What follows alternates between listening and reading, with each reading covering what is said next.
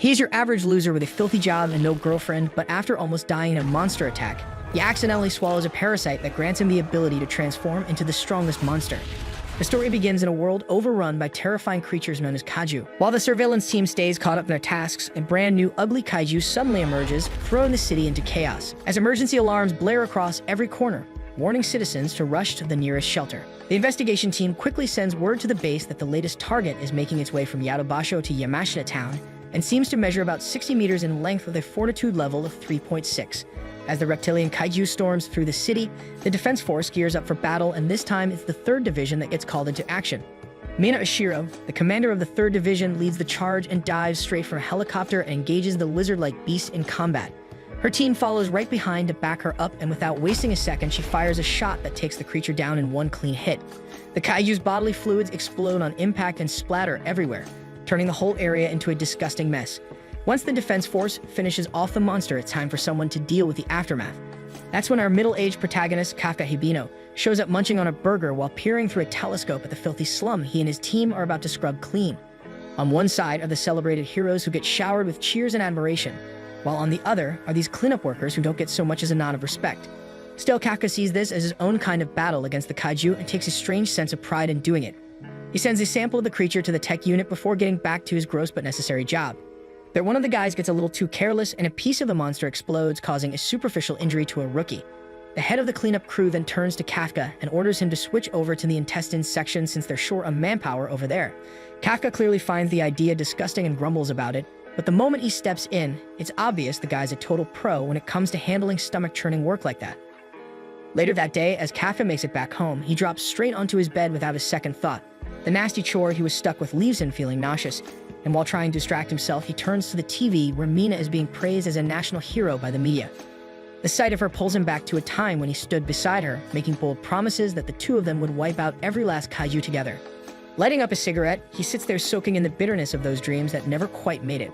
Eventually, he switches off the TV and lets out a frustrated yell, but after a second, he pulls himself together and tries to convince himself that even cleaning up the mess is an important job. The next day, Kafka hops onto his scooter and rides off to work with his head pounding like crazy. Once he arrives, he meets up with his co-workers and gets introduced to a fresh recruit named Rino Ichikawa. The guy named Takuta mentions to Rino that Kafka once had the same dream of joining the defense force but ended up giving up on it. Rino cursorily looks at Kafka and asks with a serious tone why he threw in the towel. Kafka then shares how hard he pushed himself for that goal, until the harsh truth hit him that his abilities have limits, and says Rino will probably understand that too once he gets older. But Rino isn't having it, refusing to accept what he calls a lame excuse, and firmly states that he'll never back down like that. He walks off to get changed while Kafka's left standing there, clearly annoyed by the kid's attitude. Later, as the duties get announced, Kafka feels a brief spark of excitement hearing that the newbie is being handed the gruesome intestine cleanup. But that excitement quickly fades the moment he finds out he's been stuck with the same disgusting job all over again. When they finally get a break from the grime, Kafka plops down next to Rino to eat, but the poor newbie looks completely grossed out and nauseous. When Kafka asks what's wrong, Rino admits he doesn't have much of an appetite. Without missing a beat, Kafka tosses a multivitamin bottle at him, saying that stuff is exactly what Rino needs if he wants to survive the day on the job. Then Kafka pulls out some nose plugs and chases after Rino, trying to shove them in while causing a big commotion. They keep working until dusk, and when their shift finally ends, Rino approaches Kafka. True to his usual upbeat self, Kafka strikes a boxer's stance and asks if Rino is here for revenge. Instead, Rino thanks him and mentions that the age limit for Defense Force recruitment has been raised to 33, which means there's still hope for someone like Kafka at 32. Rino points out that he saw Kafka's sadness when he talked about quitting. Just as Rino turns to leave, Kafka smiles and thanks him, calling him a nice guy. Suddenly, a rogue kaiju appears and opens its massive mouth, aiming to swallow Rino whole in a single gulp. At the last second, Kafka lunges in, saving the boy but crashing hard in the process. He convinces Rino to run while he keeps the monster distracted, acting as a decoy. The monster chases him through a narrow street as he sprints, finally smashing through a glass window and leaping off a building. In that moment, Kafka recalls the time with Mina when they both lost everything to the Dan kaiju. He tries to lift Mina's spirits by joking that all he really cared about was finishing some old Nintendo Pokemon games. Sitting together on a cliff overlooking their ruined homes, they shout in unison that they want to become Defense Force officers and turn it into a friendly rivalry to see who will become the coolest officer of all. Back in the present, Kafka mourns his failures while the monster keeps closing in on him. He grabs a rod and stands his ground, aiming to strike the kaiju's legs in an attempt to decapitate it, but the beast throws him aside with brutal force, leaving him groaning in pain. He struggles to get back on his feet, only for the monster to open its massive mouth wide again, nearly swallowing him whole. Just then, Reno saves the day by attacking the creature with a weapon he had brought along.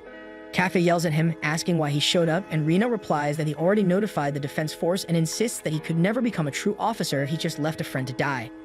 These words echo Kafka's old dreams, giving him the strength to push himself up.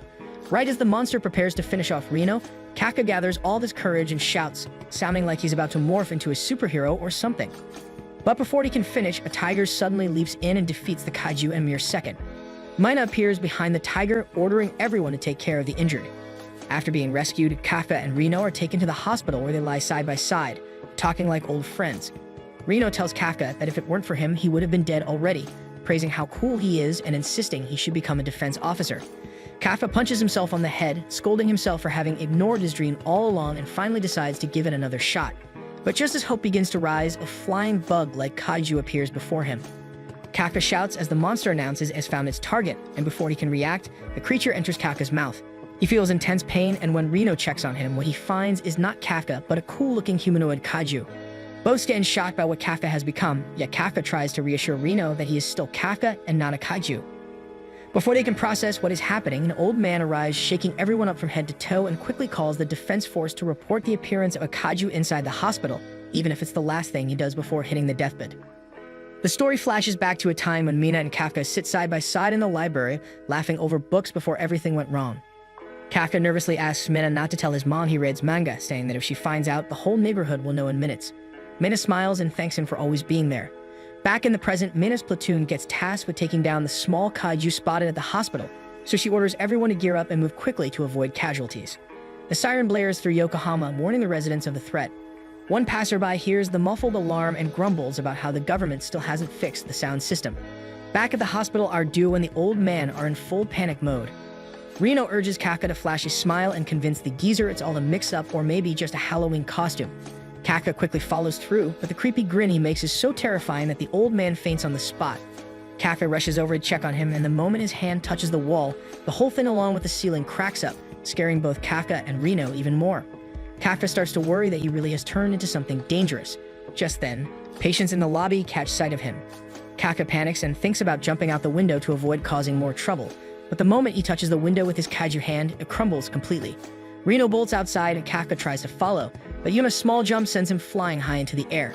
The defense force gets the alert that the kaiju has escaped from Yokohama Hospital and is now making its way toward an already evacuated area. As Reno runs alongside him, he finds himself struggling to process the fact that his senior has somehow turned into a kaiju.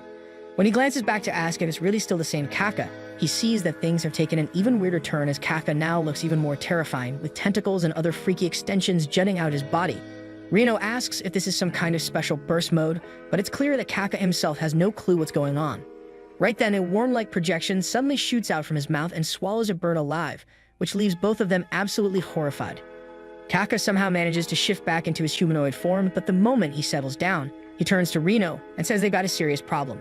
Already overwhelmed with everything going on, Reno asks what now, only for Kafka to explain that he really needs to pee and there's no holding anymore. Reno checks him over and quickly realizes that the usual equipment for peeing is nowhere to be found. And just like that, Kafka loses control and ends up releasing the liquid from a place that absolutely no normal human should pee from. Kafka drops to the ground in misery, trying to recover from the emotional damage, while Reno does his best to get him moving again. Our guy lies there, crushed over the thought that his dream is now officially over since there's no way he could ever join the defense force like this. That's when Reno notices a restricted zone nearby and begins pushing the barrier aside, figuring that it might be the perfect place for the two of them to hide. Kafka's ears suddenly ring as he grabs his head, claiming he can feel something moving underground. And in that moment, he realizes he's sensing a kaiju. At the same time, the surveillance team alerts the 3rd Division of the Defense Force, the same group that's hunting Kafka, and they quickly scatter into position. Kafka tells Reno that this kaiju feels like the one that attacked them before, and the two dash toward the restricted zone. Meanwhile, a little girl and her mother are attacked by another kaiju, and the mom ends up trapped under rubble as the creature lunges forward, jaws wide. Just before it strikes, Kafka crashes in and knocks the monster away with a solid punch, then starts making funny faces to calm the kid, though all he manages to do is terrify her even more. Reno shows up and together they move the mother to safety. Just then, the bad kaiju gets back up only to get obliterated when Kafka punches it with enough force to send it flying and explode in the air, making its bodily fluids come down like raindrops. Kafka kneels beside the scared girl and softly says he'll be gone soon and the defense force will handle the rest, but just as he turns to go, she thanks him, sparking a memory of Mina in his mind. Reno warns him to run before the disposal unit shows up, but Kafka stays rooted, staring forward before declaring he's done giving up, and as he says it, his kaiju head disintegrates, revealing his human face underneath. When Mina arrives at the scene, she feels confused by everything that just happened and approaches the little girl to try and get some information from her. The girl hesitates at first, but when Mina promises she will wipe out all the kaiju, the girl asks her to promise not to hurt the good kaiju who saved her mom. This unexpected request leaves Mina flabbergasted, and the so-called missing kaiju receives the code name Kaiju number 8, with a super ugly face chosen to represent it. 3 months pass, and Kafka becomes the first kaiju to ever escape the defense force, causing every officer to be on constant alert searching for him. The supervisor of the kaiju's mess cleaning facility hands 2 letters to Reno, saying they came from the defense force and asking him to give Kafka's letter to him as well. Reno checks his own results and finds he passed the first exam. He then takes the other letter to Kafka and on his way opens it, smiling when he sees Kafka pass, before running to share the news with his senior. Just as Reno arrives and delivers the good news, he suddenly gets angry and attacks Kafka when he sees him in his kaiju form. Apparently, Kafka still hasn't fully mastered shapeshifting and quickly realizes his mistake and tries to morph his face back, but forgets to hide the fangs. Reno explodes in his ears, telling him to be more careful since his kaiju form is famous all over the media. As the story rewinds, it reveals that after the incident, they rushed to the hospital and made up a story about running away when the kaiju showed up. Reno hoped they had fooled the defense force, but Kafka's kaiju form had spread across the media like wildfire, all thanks to the old geezer. Reno then hands Kafka a letter and finds out it's always the second round where Kafka fails. Reno asks him if he's ready to take the exam with his current body, warning that if he messes up, he might be killed on sight.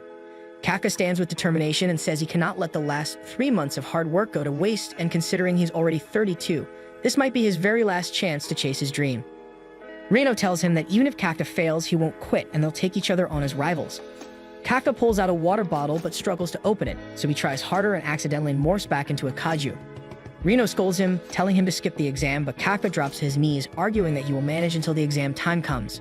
10 days pass in the blink of an eye, and finally it's time for the exam. Ardu parks their truck in a huge parking lot, but just before they can get inside, a little chick with yellow hair shows up calling our guy an old man. Kafka flies into a rage, arguing how a 32-year-old like him cannot be an old man. She gets straight to the point and asks him to move his monster sweeper truck because she wants to park her car there. When Kafka refuses, saying there are plenty of other empty spots, the girl says 5 is her lucky number. When Kafka still refuses, she uses the strength from her expensive suit to lift his truck and toss it aside. Reno asks who she is, and the girl flexes, saying she is Kekoru Shinomiya and her hobby is killing kaiju. Kekoru then approaches our guy and tells him he smells like kaiju. After hearing that, our guy feels pretty pissed, but Reno steps in and says they handled the kaiju trash, which makes her even more curious about why they show up. Her attention shifts instantly when Kafka casually lifts his truck, and she assumes he must have a suit too. He turns around and introduces himself as her daddy, telling her to remember the name. His smug frown disappears the moment her ninja butler parks in the spot, and then she acknowledges Kafka and challenges him to impress her in the test. While she walks away with her men in black, he gets hyped up, but Reno asks why he decides to use his power in public, though Kafka brags that he hides his claws pretty well. After that, they walk toward the venue, and our main guy promises not to mess up this final shot to join Mina, but the hype dies quickly when he pants like a dog with asthma, even though he trains every day. The first part of the test checks fitness, followed by the aptitude test that Reno says depends entirely on genetics, so his best shot is a big score in the fitness part. Kafka soon figures out that all this training means nothing because he now moves like a fat and crusty 30-year-old, but he refuses to cheat with his powers and lands at 6 from the bottom. Kekoru throws her rank sheet at him and smugly roasts the old man so hard he wishes he could vanish and rot in a hole forever. Reno feels shocked that Kafka avoids using powers even once, so Kafka explains that it feels unfair to others and then rants about how he could destroy everyone if he uses just 1% of his true power. Meanwhile, Soshiro shows a list of the candidates, and as soon as Mina spots her childhood crush, she asks him to give his thoughts. He says that of all of them, the ones who catch his snake eyes are Izumo Haruchi, who destroys everyone in university, then Haru, who has wild teeth and serious muscle, and finally Kaguraji, who flipped off the military to join the Kaiju Defense Force. Last on his list is the 16-year-old prodigy straight out of California from Freedom Land who skipped grade with her insane talent, Shinomiya Keikoru. While she walks around looking all smug, Haru swears he's gonna crush her completely while Izumo and Kaguraji decide to wait and see what she brings to the table. Reno points out that the competition looks real tough, and when Keikoru asks if he now sees her greatness, he holds onto her in amazement until her guards wreck him for diddling a pure girl with those old man hands. The others look at him with full disgust while Kikoru smugly says he keeps losing more aura points every time they meet.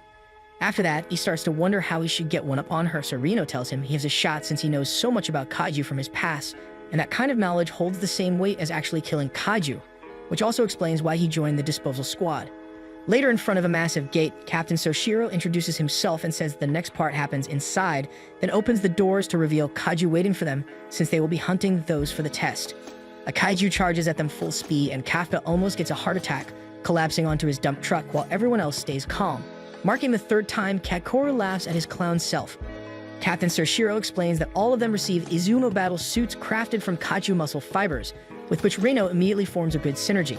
Since it is the top weapon humans use to fight kaiju, the Defense Corps first checks each person's raw potential.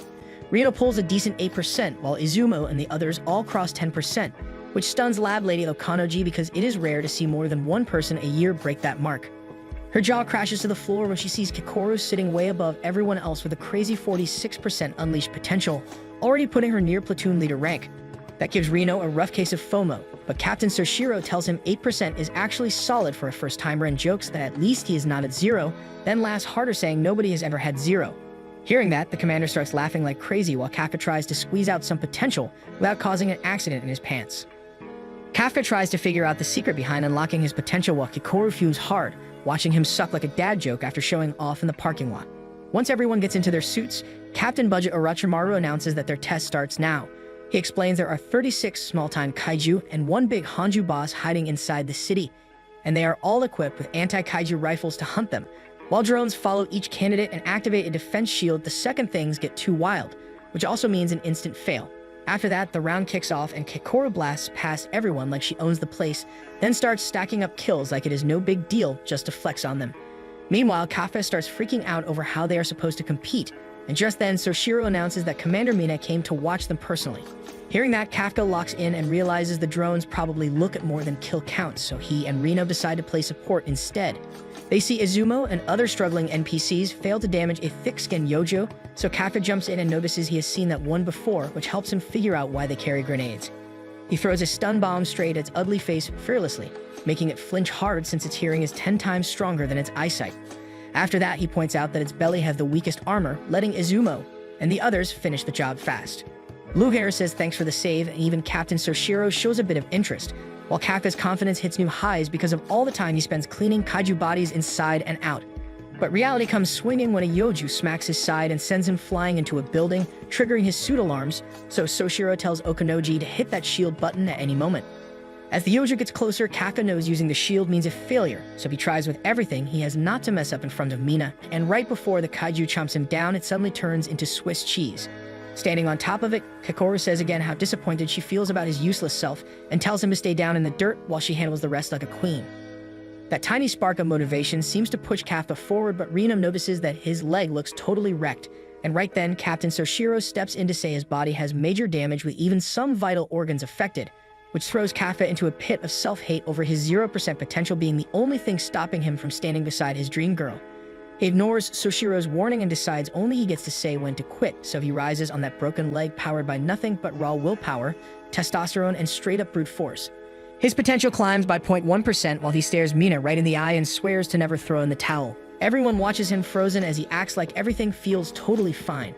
Soshiro says he will press the shield trigger if it gets risky, which Kafka agrees with before he coughs up blood and tells Reno to go on without him. But his bro reaches out because they agree to face it all as a team. While the control room loses it laughing, the two idiots combo up with a piggyback move that feels insanely cringe but lets Kafka make big brain calls while Reno executes them with his power suit. Kafka then tells him to tail Kikoru, who's out there racking up scores like she's Ronaldo against an old man with a stroke. The blonde keeps hopping from Yoju to Yoju and destroys them all like a boss before putting a bullet right through the main kaiju's ugly head and ending it clean. As the Hanju collapses, the lab lady quickly announces that the boss is down and the test now ends, so everyone should head out. Kafka feels like he's about to explode since she finished too fast and a whole combo meant nothing. While Okanoji asks the captain for the signal, he tells Commander Mina that Kikoru is proving her worth big time, and thanks to her, barely anyone got seriously hurt or unsubscribed from life.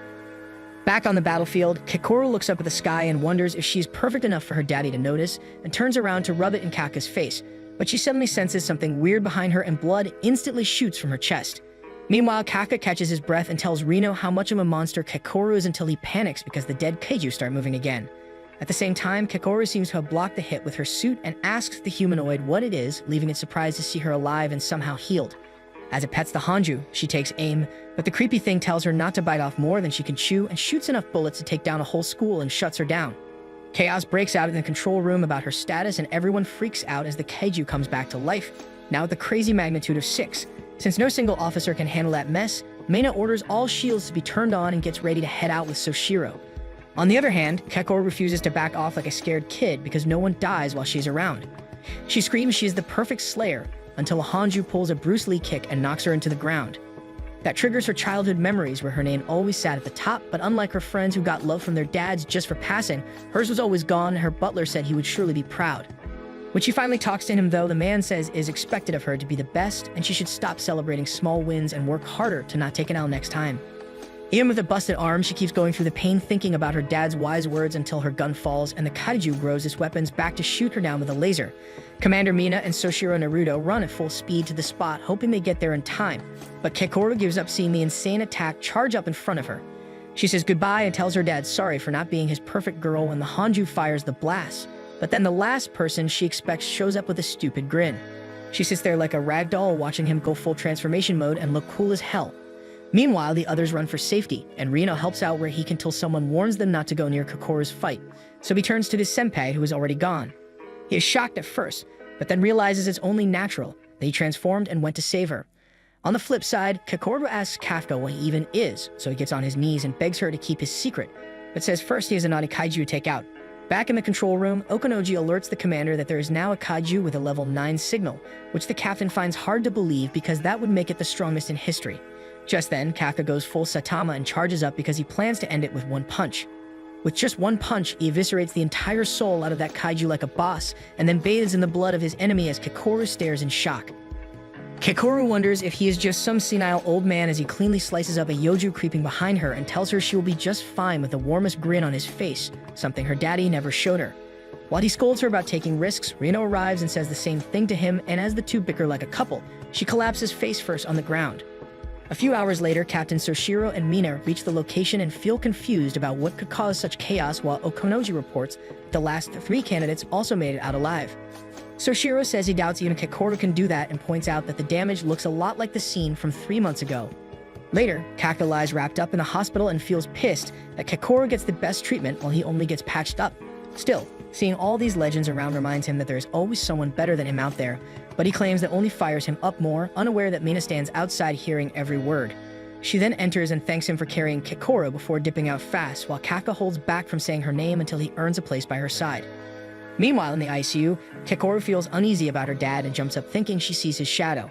Captain Soshiro thanks her for saving lives, which makes her think of Kafka. Still, when he asks if she didn't do it, she admits she did.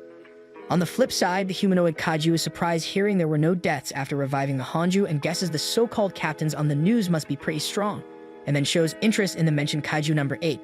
It then gets a call, so it slowly morphs into a man and tells the team he's late because of some really spicy Taco Bell. As the men walk away with it, the thing almost fumbles the transformation, but the men are none the wiser. While Kafka and Reno keep arguing over their usual nonsense, their supervisor walks in holding the envelopes with their results.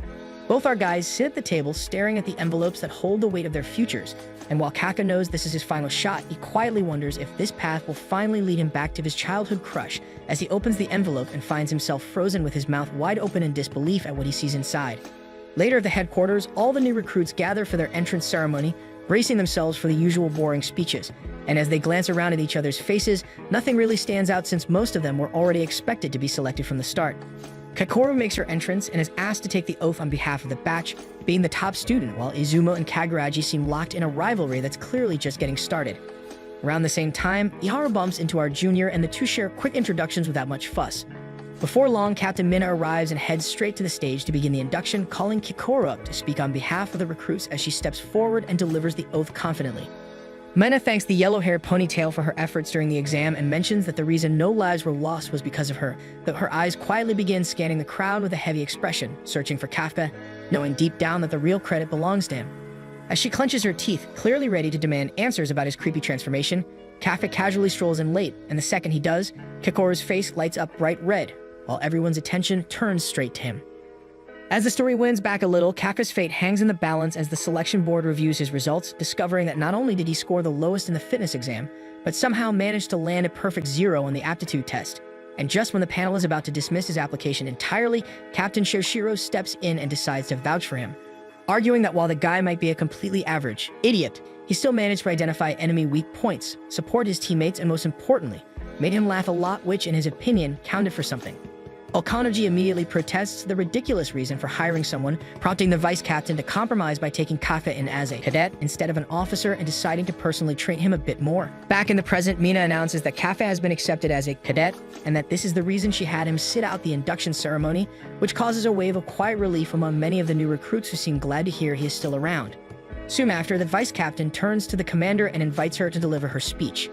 Hearing the captain's speech fills Kafka with so much emotion that he ends up shouting her first name across the ceremony hall, boldly declaring that he will soon stand by her side, leaving everyone around stunned and whispering in confusion about why a newbie is casually calling the captain by her first name. While the words clearly strike a chord with his childhood crush, she keeps her composure and upholds protocol by ordering him to do 100 push-ups as punishment for disrespecting a senior officer.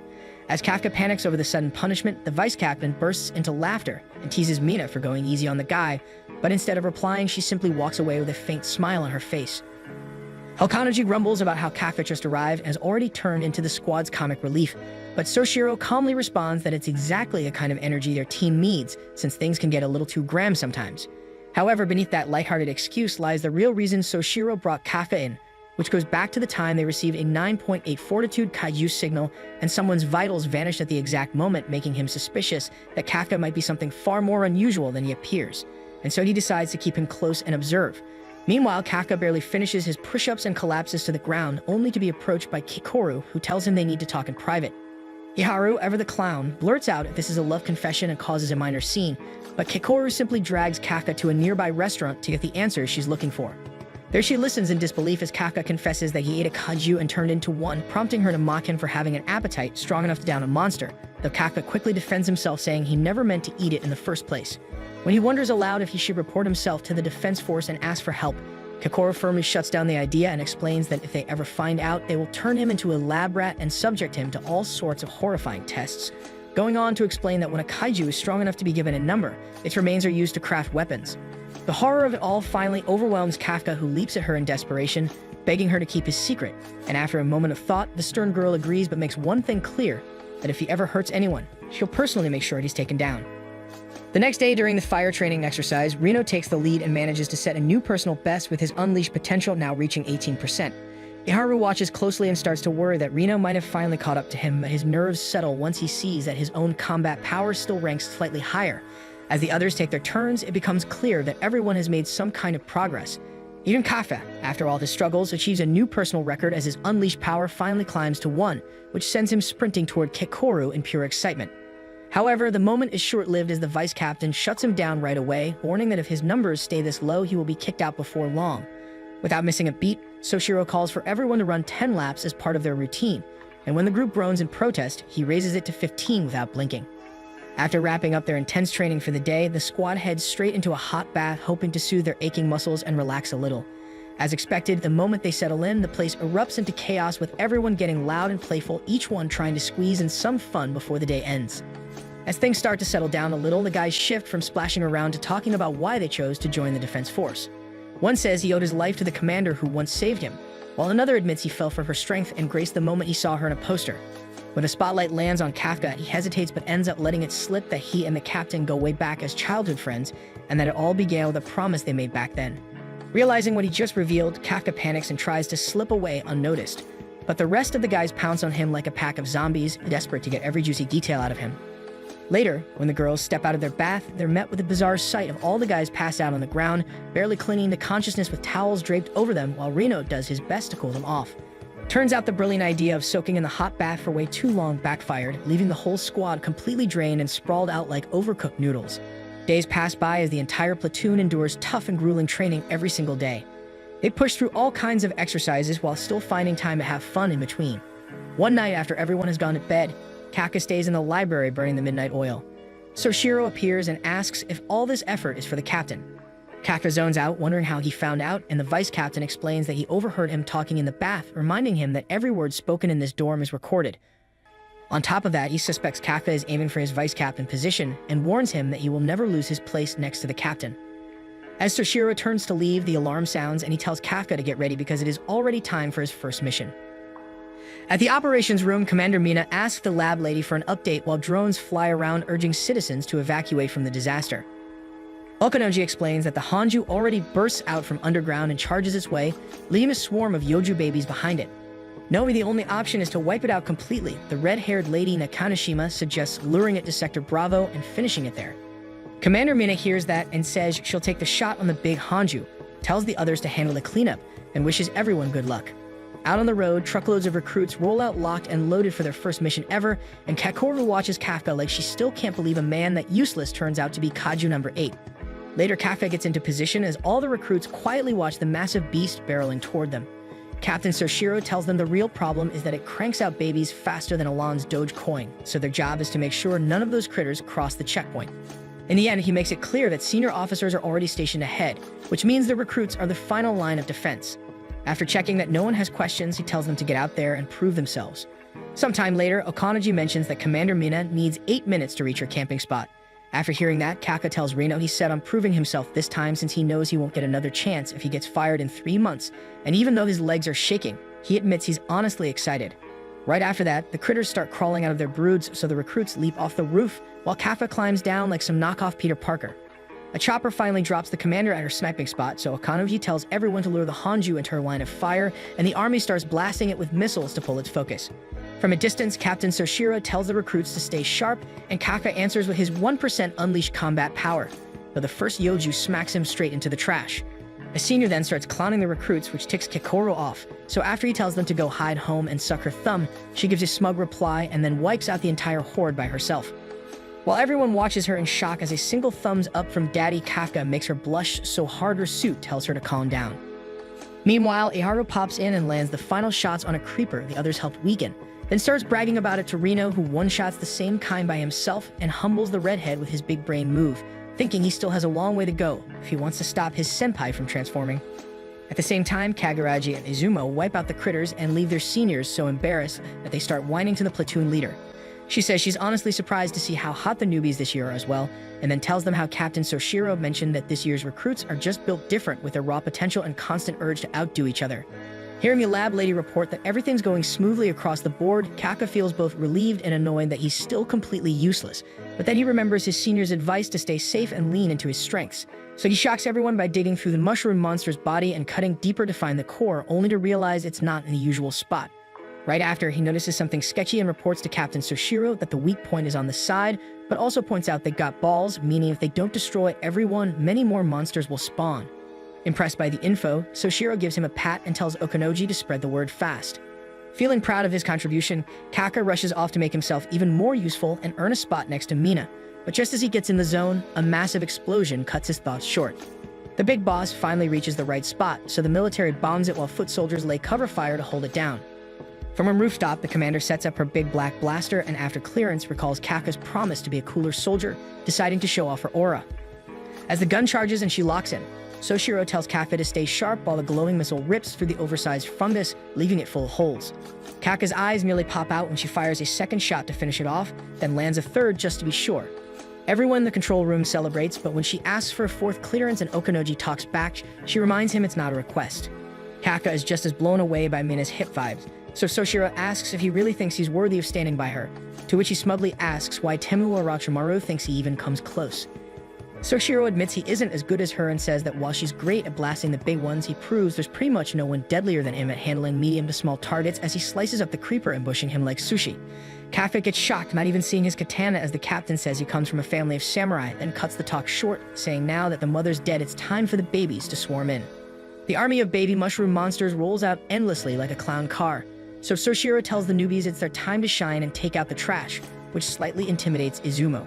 Seeing them wimp out, the seniors start trash-talking, so Nakanoshima jumps in and sparks a little fire under the top two recruits who head out even as Lab Lady notes they're nearly out of stamina and running on fumes, which is exactly what Soshiro thinks brings out those fit to be captains. Though Kakoru is the only worthy one so far, he sees Reno as a strong runner-up, and Iharu notices it too. With that, the two take off to hunt monsters, but on the way they spot a man in a cleanup crew uniform. And when Iharu asks why he didn't evacuate, the man starts rambling about his scheme getting ruined and wonders if someone on the defense team has deep kaiju knowledge, before turning around and asking if the boys know anything about it with fungus all over his face. A little farther away, Kafka and Reno's old co-workers from the cleaning company are huddled around a telescope, trying to catch a glimpse of their former teammates. The chaos on the battlefield makes it clear why every cleanup company from Tokyo and Kanagawa has been summoned. Their supervisor arrives and asks about the new recruit, and Takuda casually jokes that the guy must have locked himself in the bathroom again. Meanwhile, that same new recruit, who is actually the creepy humanoid kaiju in disguise, is now standing right in front of Iharu and Reno. Annoyed by their presence, he suddenly tries to shoot Iharu in the heart but narrowly misses. Iharu collapses, bleeding heavily and screaming in pain, and Reno quickly tells him to use his suit to stop the bleeding. Just then, the monster reveals its true form, the same one that had previously taken down Kakoru. Reno scrambles to contact headquarters for backup, only to realize that the creature has already cut off all signals in the area. After getting hit hard twice, Reno recalls Kakoru's warning and focuses on the monster's finger movements, managing to dodge the next attack just in time. As things spiral out of control, he somehow convinces Iharu to retreat and bring help. Reno knows he cannot win this fight, but thinking about his duty as a defense officer, he charges straight at the kaiju with everything he has, determined to buy Iharu enough time to escape.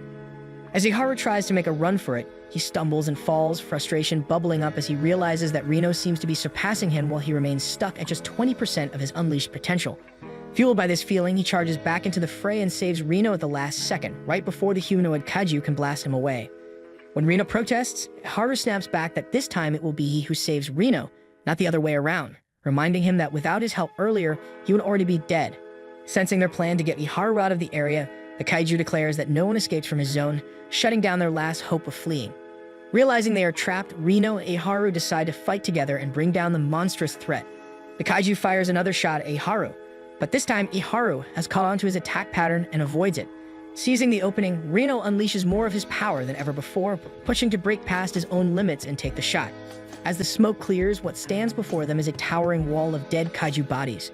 But before they can catch their breath, the humanoid freak bursts out from one of the corpses and shoots Reno at close range, delivering a brutal blow that leaves him badly injured, possibly beyond recovery. In the meantime, the vice captain receives word that both Iharu and Reno have gone missing, and that even their vitals are no longer shown on the radar. Kafka immediately grows tense, worry spreading across his face as the weight of the news sinks in. Just then, Kakoru arrives and confirms what he had feared all along: the dangerous humanoid kaiju has appeared. Back on the other side, Reno collapses with his entire body burning in pain. He tries to stop the bleeding and pushes himself up, only for the humanoid freak to lunge at him again. Just in time, Iharu intervenes, diverting the monster's attention. Shouting for help, he calls out for someone to save his friend Reno. And just before both of them can meet their end, Kaiju number 8 crashes into the scene, punching the freak so hard that it splits his head from his body. Seeing Kafka in his kaiju form, Reno grows gloomy, frustrated that despite everything, he couldn't prevent this from happening. Kafka holds his friend and stands tall, while Iharu freezes in fear at the sight of yet another humanoid kaiju.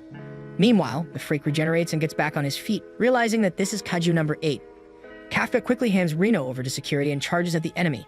The bad kaiju questions why Kafka is attacking him when they should be on the same side, then launches an all-out assault, revealing that he had been going easy on Reno and Iharu the whole time.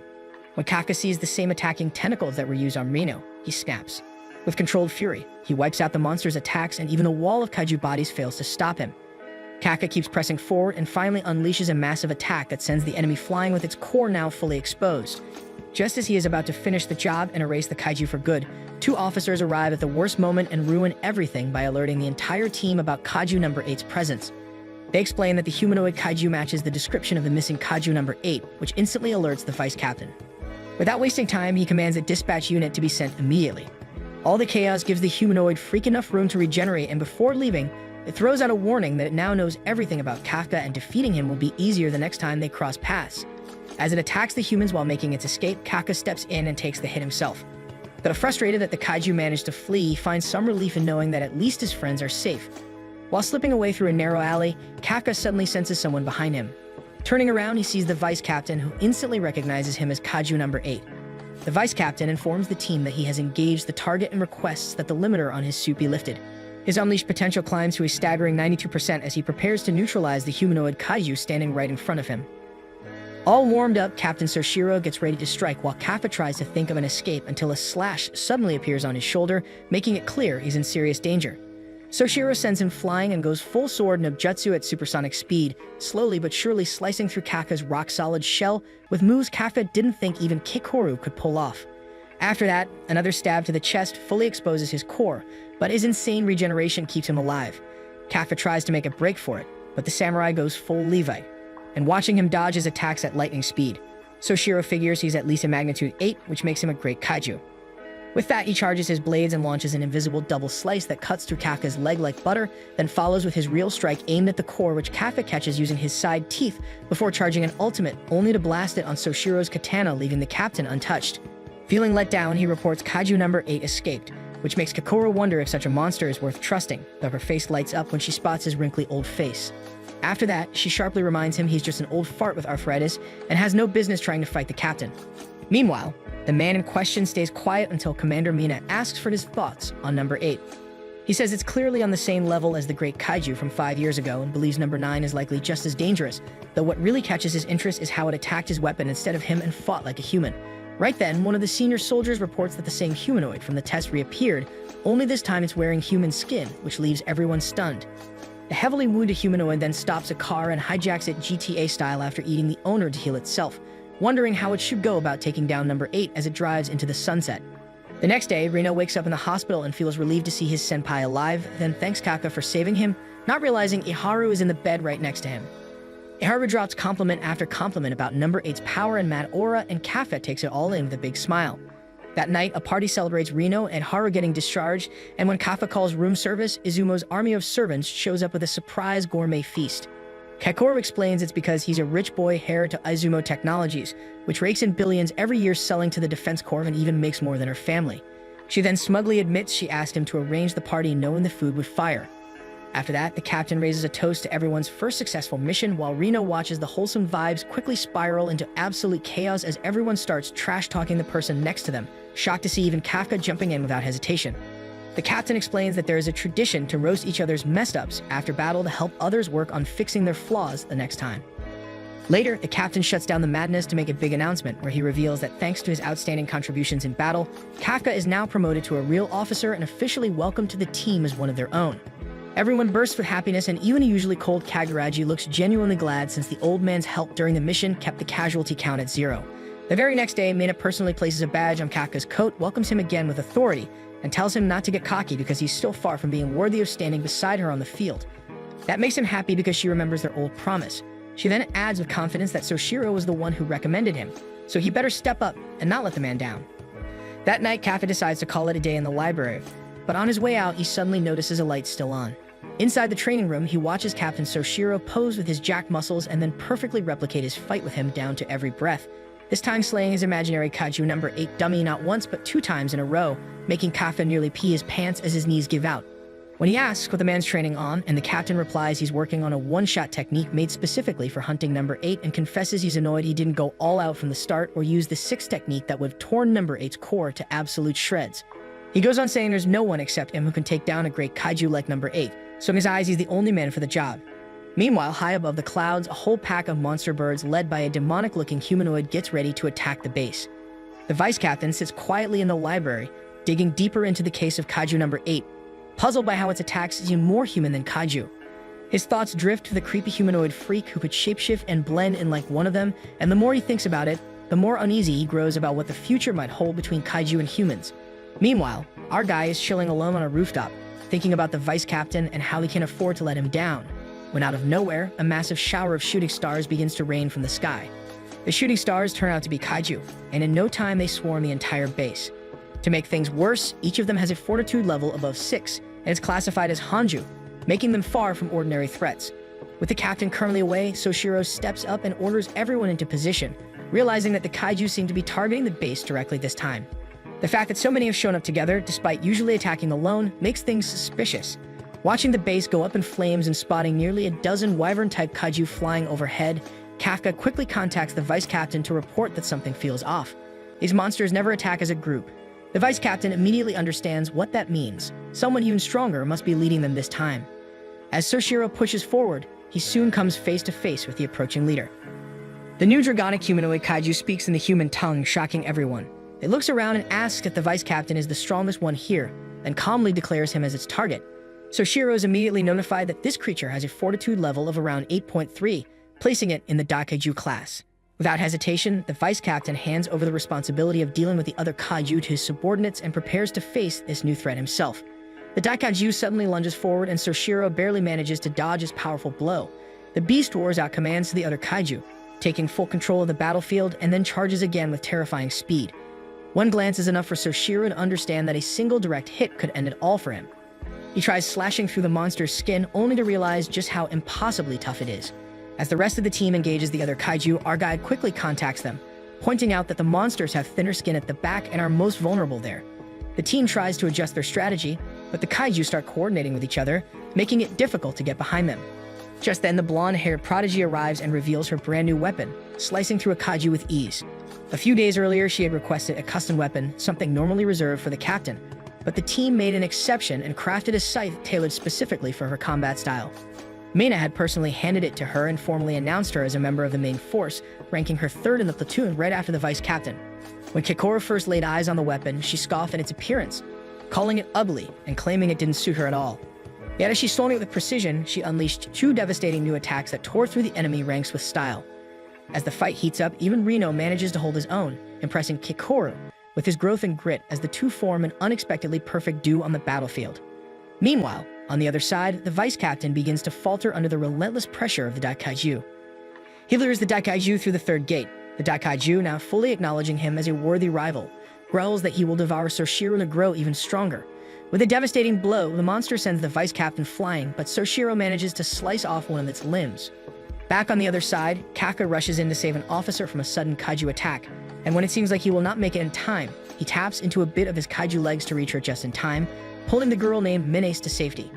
Menes asks if he has finally gotten the hang of his suit, and Kaka responds with a confident thumbs up. But before they can relax, another kaiju locks onto them. Fortunately, Kekoro leaps in and takes it down, shielding both of them.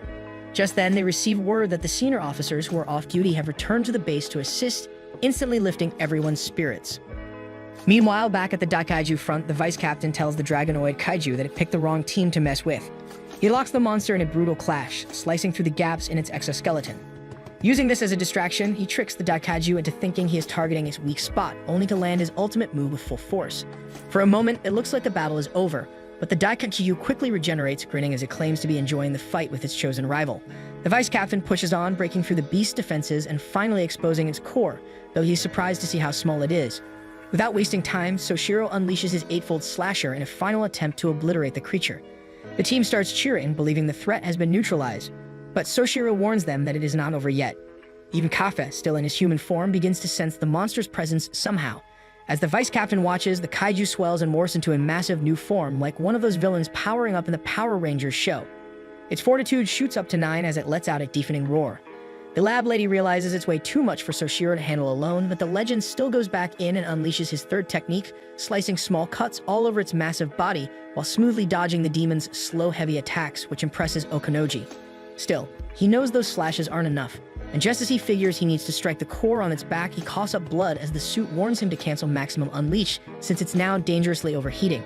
Even so, he keeps going and dodges the kamikaze bird bombs that make up a thick smokescreen, giving him the chance to sneak up and go for a hit on its back, or so he thinks, until dozens of eyes suddenly pop open and the beast lands a brutal counter that blasts him through walls like a cannonball, so hard his suit shuts down on impact and instantly recommends emergency medical treatment.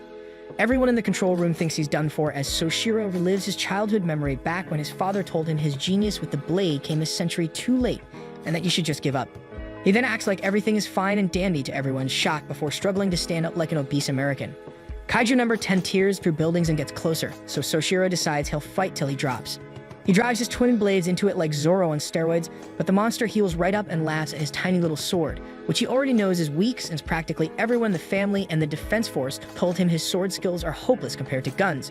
But Commander Mina was different and said she actually liked how good he is with his little thing, because it's exactly what she'd need if they ever face a foe too small and agile for her to blast away. That one moment she trusted him to be her protector gives him new drive, so he channels his inner Tanjiro and unleashes the second, third, fourth, and sixth Hashina family hidden technique, though he then gets slapped and death gripped by the kaiju so hard it nearly squeezes the soul out of him. Seeing the captain on his way to heaven, Kafka completely loses it and apologizes to Reno as he begins to transform, but he's stopped midway by the commander's calm and reassuring voice, telling everyone to relax. So Soshiro gives Kaiju number 10 a smug grin right before it gets nuked in the back. Whipping out her big black blaster, Mina fires another blast into its ugly screaming face but ends up missing, so she falls back as it launches the kamikaze birds straight at her camping spot. Vulcanoja reports the core is in its upper back, but the captain knows it's no joke trying to get the big rascal to expose his weak spot, so he runs out on fumes and makes deep cuts in its legs as a decoy despite Okanobi's warning, but the wounds disappear in an instant. Just as he starts to think it's meaningless, Kikoro pops up from behind him and barely makes a dent in the monster's solid shell, so the captain tells her to slice directly into the wounds he creates, dealing heavy critical damage. That single attack drives her suit into full overheat, but it's more than enough because Commander Mina blasts straight into its back and exposes the core. Seeing that, Soshiro orders all the soldiers to stop it from regenerating as he epically carves up its shell from head to toe, and Mina readies her next shot. He musters up as much willpower as humanly possible to hold out just long enough, slicing and dicing through it like an absolute boss until he ends up right in front of its gaping jaws, ready to return the favor. Unfortunately for the big red discount final boss, Mina unleashes 96 and blasts the so-called Great Kaiju straight to smithereens. Once it's all over, Kaka bursts into tears like he just binged your name on repeat as he sees Kikoro and his idols salute each other on a job well done, exactly like he always dreamed as a little boy. Reno tells him to quit crying like a preschooler and hypes him up by saying this is just the start for them. Meanwhile, Commander Mina stops Soshiro from going off again and orders him to finally get some rest. However, her tiger suddenly freaks out and they all turn to the horrifying abomination in the sky made from exploding kamikaze birds, which has an estimated explosive force equal to a literal nuclear bomb. As the recruits try firing at one, the shockwave from the blast makes it clear that it won't cut it, and number 10 lets out one last evil laugh saying it looks like their fight ends in a draw. Mina realizes this could be the end, but they suddenly hear Reno yelling at Kaka to stop, and everyone watches in shock as the dude dashes like a black man at the Olympics and transforms right in front of them. Seeing him fully unleashed, Soshiro regrets how much he vibed with the guy and can't believe he liked him so much that he refused to connect the dots and accept that Kaka was number 8 all along. Meanwhile, Kaka recalls his promise to Soshiro and Kikoro. Knowing this could be the final moment they talk as actual friends, and then he remembers what he owes Reno and the love of his life. While everyone stands frozen in shock, he charges every last ounce of power into his legs, launches like a rocket, and punches the nuclear tumor with everything he's got, sending it flying into the stratosphere. Right after, Mina shouts for everyone to brace for impact, and Kafka shields her and the captain with all of his strength as if his life depended on it. As the dust settles, the two of them get up while Kafka loses all the power in his busted old arms and legs trying to get away, and Mina stays cold as ice image up like a savage to keep up her commander image and tells him he's officially under arrest. At the director's office, the team reviews the footage capturing Kafka's transformation. The deputy director questions how a Daikaiju-level monster managed to hide right under their noses for so long. One of the officials suggests alerting the media, but others quickly shut the idea down, arguing that it would be better to eliminate the creature quietly and turn it into a weapon. The director silences the room, calling the discussion pointless for now, and firmly orders them to retrieve the kaiju from the 3rd Division before making any further decisions. Meanwhile, back at the 3rd Division, our guy is restrained and seems to be napping despite everything going on around him. He opens his eyes, growing gloomy as he remembers Kikoru telling him the defense force might consider turning him into a weapon. Just then, Mina, the vice captain, and a few others arrive to escort him outside where a transport truck is waiting. Outside, everyone stands in a line. Kafka feels sad that he couldn't look his friend in the eye, wondering if Reno would be really mad. But as he steps into the truck, Reno rushes up to him, calling him senior, and telling him he has faith he will come back. Inside the truck, Kafka has some quiet time with Mina, who admits she was shocked to see him transform into a kaiju. She promises to gather footage and testimony to prove he still has his humanity and that no one here sees him as an enemy. Before she leaves, Kafka cries quietly, asking if he can still stand by her side, making her smile. As he leaves, the vice captain orders the platoon to salute. When the stern deputy director questions if he's saluting a kaiju, the vice captain simply replies that he is saluting his captain. As our guy is taken to the Ariake Maritime Base, he is locked behind the 31 gates. Several days pass at the 3rd Division, and the whole platoon worries about the fate of their comrade, reminding each other how he saved them so many times. Even the captain shares their concern and works hard to compile all the data she can to find a way to save him. While everyone is doing their best, the yellow-haired girl arrives at her father's office. She asks him to spare her friend and not eliminate him, arguing that he has saved her life. The director dismisses her, calling her a fool. Then he shows her an x-ray of Kafka, pointing out that what Kafka tried to pass off as a heart is actually the core of a kaiju. As she leaves, she tells her father that she still believes in him. Meanwhile, the scientists continue running tests on Kafka, Later in the captain's office, Mina gathers some of the new recruits and tells them they are going to be split up and reassigned to different bases. The guys protest, but it seems there is nothing they can do. Later, Izuma overhears Kagugari on a phone call asking someone to save Kafka. After the call, Kagugari sits beside Izumo and explains that he was talking to an old commander friend. He admits he knows personal favors probably won't work, but he is still trying his best. Just a while later, the director himself arrives at the place where Kafka is locked up. Kafka shouts at him that he is not a Kaju. The director orders the team to release the bindings, and when they protest, he points out that a Kaju of Kafka's power could easily break free if he wanted and is only sitting still because he chooses to cooperate. As Kafka is released, the director immediately unleashes his fire and goes all out attacking him, arguing that no human could withstand an assault like this. Then the director prepares his gear and nerve links with weapons created from Kaiju number 2. He demands that Kafka morph if he does not want to die in his human form. Kafka tries to keep the transformation minimal to prove his humanity, but the director pulls out his Kaiju arm, forcing him to transform even more. Kafka does his best to dodge the attacks but still gets hit repeatedly. Suddenly, Kafka's body starts reacting strangely as if it is attacking a Kaiju. The director keeps pressing the attack and finally forces Kafka to take his full Kaiju form. Unexpectedly, Kafka loses control over his body and leaps toward the director to attack him while Kekoru shouts at him to regain his senses. On the other hand, Ryuma starts going hard in the gym like David Goggins and pushes himself to get stronger as fast as possible so he can protect his senpai. Seeing his aura points go up by the second, Iharu decides to jump in too, and that's when their seniors show up and drop the news that Kafka's fate is being decided today, and they even summoned Commander Mina to give an official comment. Meanwhile, Kafka roars again, but this time Director Shinomiya notices his attacks are way faster and more animalistic. Inside, Kafka keeps fighting for control as his body goes absolutely ham on the director so brutally that he'd be a cursed pancake without number 2's special shield. Shinomiya claps back with his gauntlet's explosive punch aimed square at Kafka's heart, but the core is nowhere to be seen. Instead, it floats behind him and regenerates into a full body that counters with a punch powerful enough to destroy the second barrier. The observers start to panic, but the old men stay pretty chill since they expect any clash between two numbered kaiju to bring at least this much chaos. As Kekoru watches in awe, the wrinkly bald man finds it strange that her dad refuses to end the fight and suspects he might be testing how far Kafka can go, which makes Kekoru wonder if her dad is actually giving Kafka the chance she asked for. The two old men lock arms and Director Shinomiya makes Kafka charge into the wall like a dumb bull, but he quickly regrets it when Kafka comes flying back and bashes his ribs in making even the bald men panic for the first time. Number 8 keeps growing stronger beyond what even the director can fully handle, while Kafka keeps struggling inside. The director puts his gauntlets into overdrive and throws out his strongest punches, but Kafka now powers through his shield like it's paper. Then he follows up with number 2's ultimate railgun attack that sends shock through Kafka's full body, but he recovers instantly and fires back a laser death ray of his own, making Kafka want to rip his hair out as it injures Kekoru's dad. Kafka then takes him in a death grip and smashes him into the wall.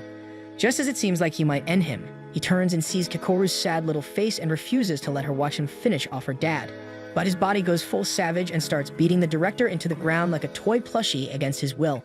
Thinking about all the times Kafka was wholesome and real, she doesn't lose hope and yells at the old fart to get his act together. Hearing that, Kafka channels the power of anime and friendship to finally break his restraints a second before getting chomped in half by the Parasite.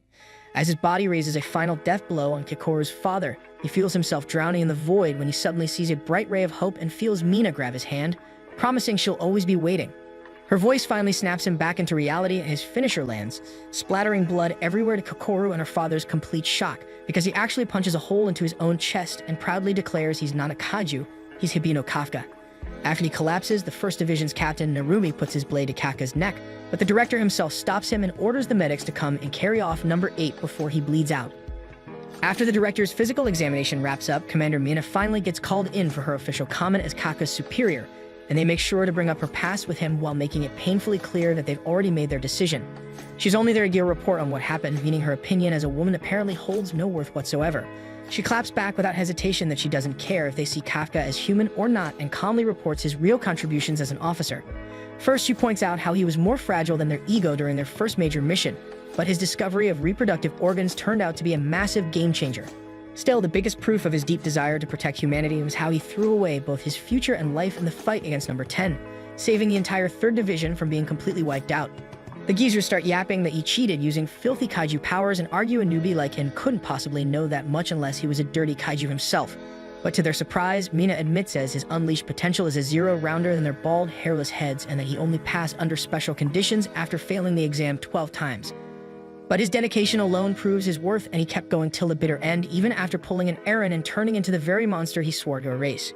Having heard her opinion, director Shinomiya tells her to leave, and after she exits, all the geezers turn to him and ask for the green flag to approve Kikoru's execution.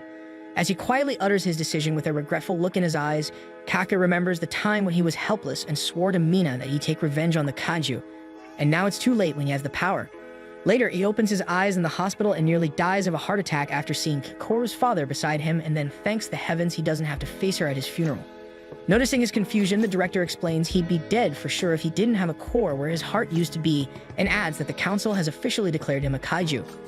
He objected to using Kaka as weapon materials and got a ton of backlash when he convinced the geezers that keeping him controlled is far more useful now that the defense court is facing its strongest threat ever.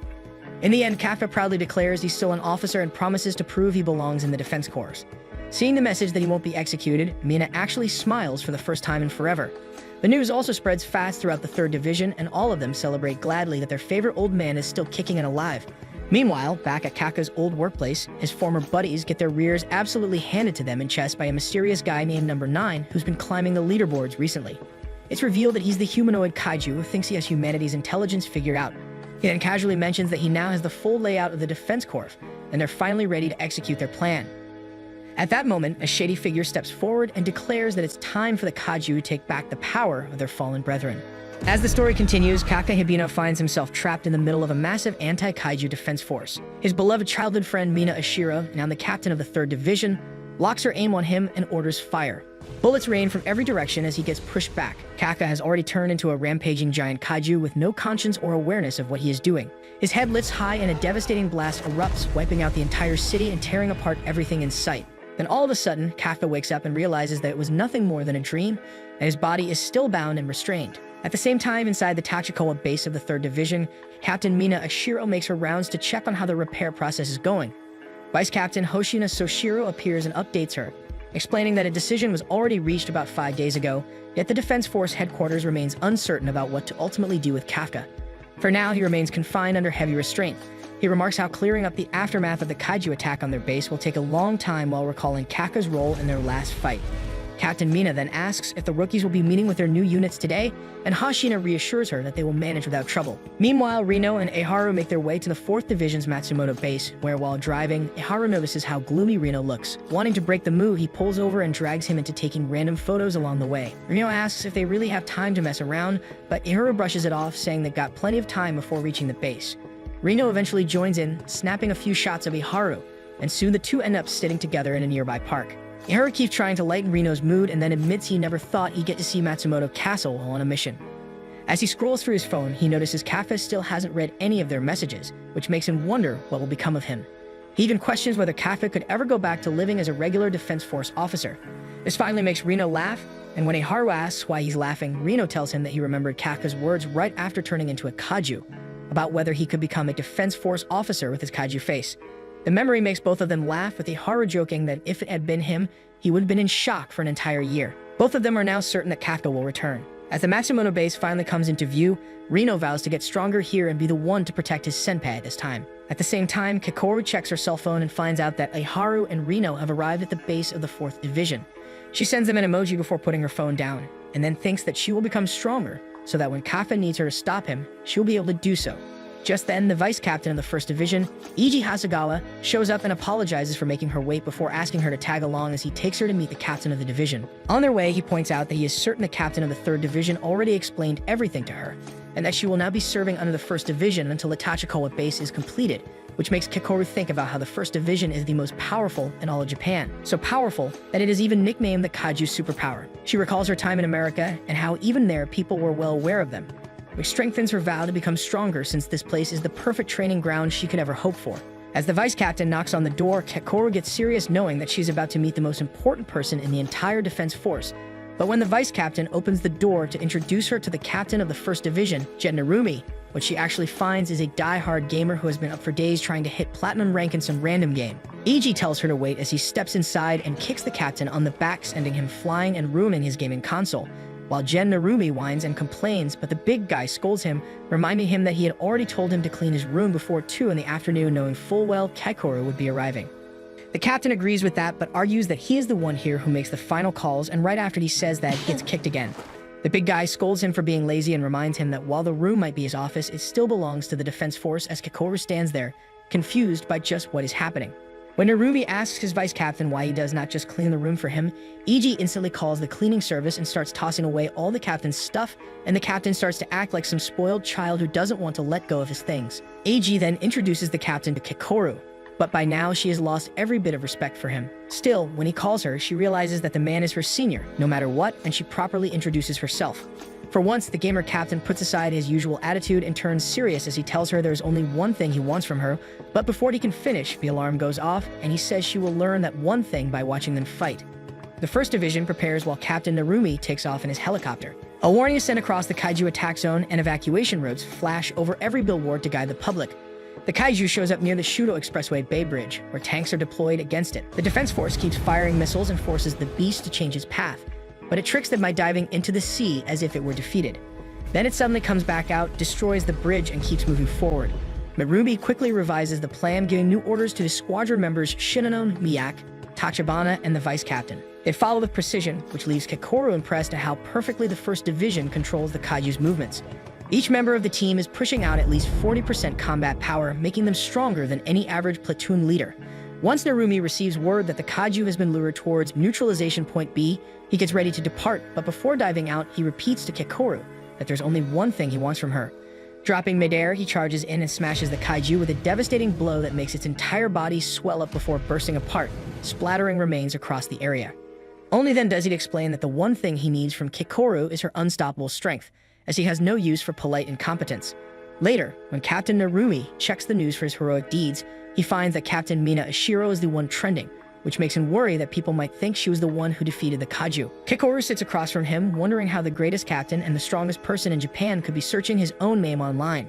She points out that his phone has been ringing and that it might be something important, but Gen Narumi brushes it off, saying it must be her father, the director, or his vice captain trying to drag him into another meeting he has no interest in. Just as he argues that he has no intention of wasting his afternoon in such a miserable place, both he and his bench are suddenly kicked over by his vice captain. Eiji tells him he is doing this because it is his job, then starts dragging the captain away as Narumi struggles to break free, and asks if it is really that important. When Eiji mentions that it concerns Kaiju number 8, both Gen Narumi and Kekoru turn serious and follow along. Back in his restrained cell, Kaka spends his time doing push-ups as 5 days have already crawled by without him being able to accomplish a single thing. He remembers director Shinomiya's words about proving his worth and keeps wondering what exactly he is supposed to do. That's when armed members of the defense force arrive and order him to follow them. He is escorted to the director's office, where Kekoru is already standing in front of the door waiting to enter as well. As they head inside, Kafka straightens himself and stands stiff in an upright position to show respect, only to realize that the person standing next to him is none other than Captain Narumi. Before he can even sort through the flood of questions in his mind, the director informs him that he will be transferred to the First Division, explaining that he wants the strongest anti-kaiju force and the strongest kaiju of all time working together to handle any disaster. He further tells Kafka to prove his worth in the next mission and win everyone's acceptance, otherwise he has no place there. Even though Kafka hates being valued only as Kaiju number 8, his first priority is survival, and as he accepts the order, Gen Narumi immediately opposes the idea of letting him join the First Division, insisting that the only thing the strongest division needs is himself. As Gen Narumi is about to leave, the general stops him and reminds him that number 9 was capable of disguising itself as a human to vanish, and on top of that, number 10 purposely attacked a defense force installation, which clearly proves that these kaiju are no longer the same enemies they have been fighting before. Shinomiya adds that although they have overcome many kaiju-related disasters by growing stronger and more efficient, the kaiju have now begun to evolve in ways they cannot comprehend, and the moment they grow arrogant enough to believe they can handle anything will be the moment the kaiju change the rules entirely and bring disaster upon them. Gen Narumi responds by telling the director to trust his judgment and allow him to use number 8 and convert it into his weapon. This response shocks Kafka and finally pushes him to speak for himself. Kafka declares that he cannot die yet because he has comrades he must protect and a goal in life he still has to fulfill, recalling the promise he once made to Captain Mina Ashiro of the 3rd Division when he told her they would see who would become the cooler Defense Force officer and vowed to remain by her side. When he joins the 1st Division, Gen Narumi walks away, making it clear that he has no interest in Kafka's feelings or resolve, only in results, and vows that if Kafka ever loses control, he will kill him on the spot and make use of him as nothing more than his suit. Later in the evening, Hashino reports to his Captain Mina that all their rookie officers, including Kafka, have arrived at their new divisions. The captain stands up, saying that they also have some training to do and takes him along. At the same time, Kakoru is packing her bag and leaving her house while glancing at the picture of her mother. Meanwhile, director Shinomiya heads to a hidden section of his secret lab where he has started a top-secret project. Meanwhile, on the surface, the earth shakes violently, making the civilians think it is just another earthquake, so they hope it ends soon. Suddenly, skyscrapers crash down one after another, followed by entire residential blocks, forcing hordes of people to run for their lives.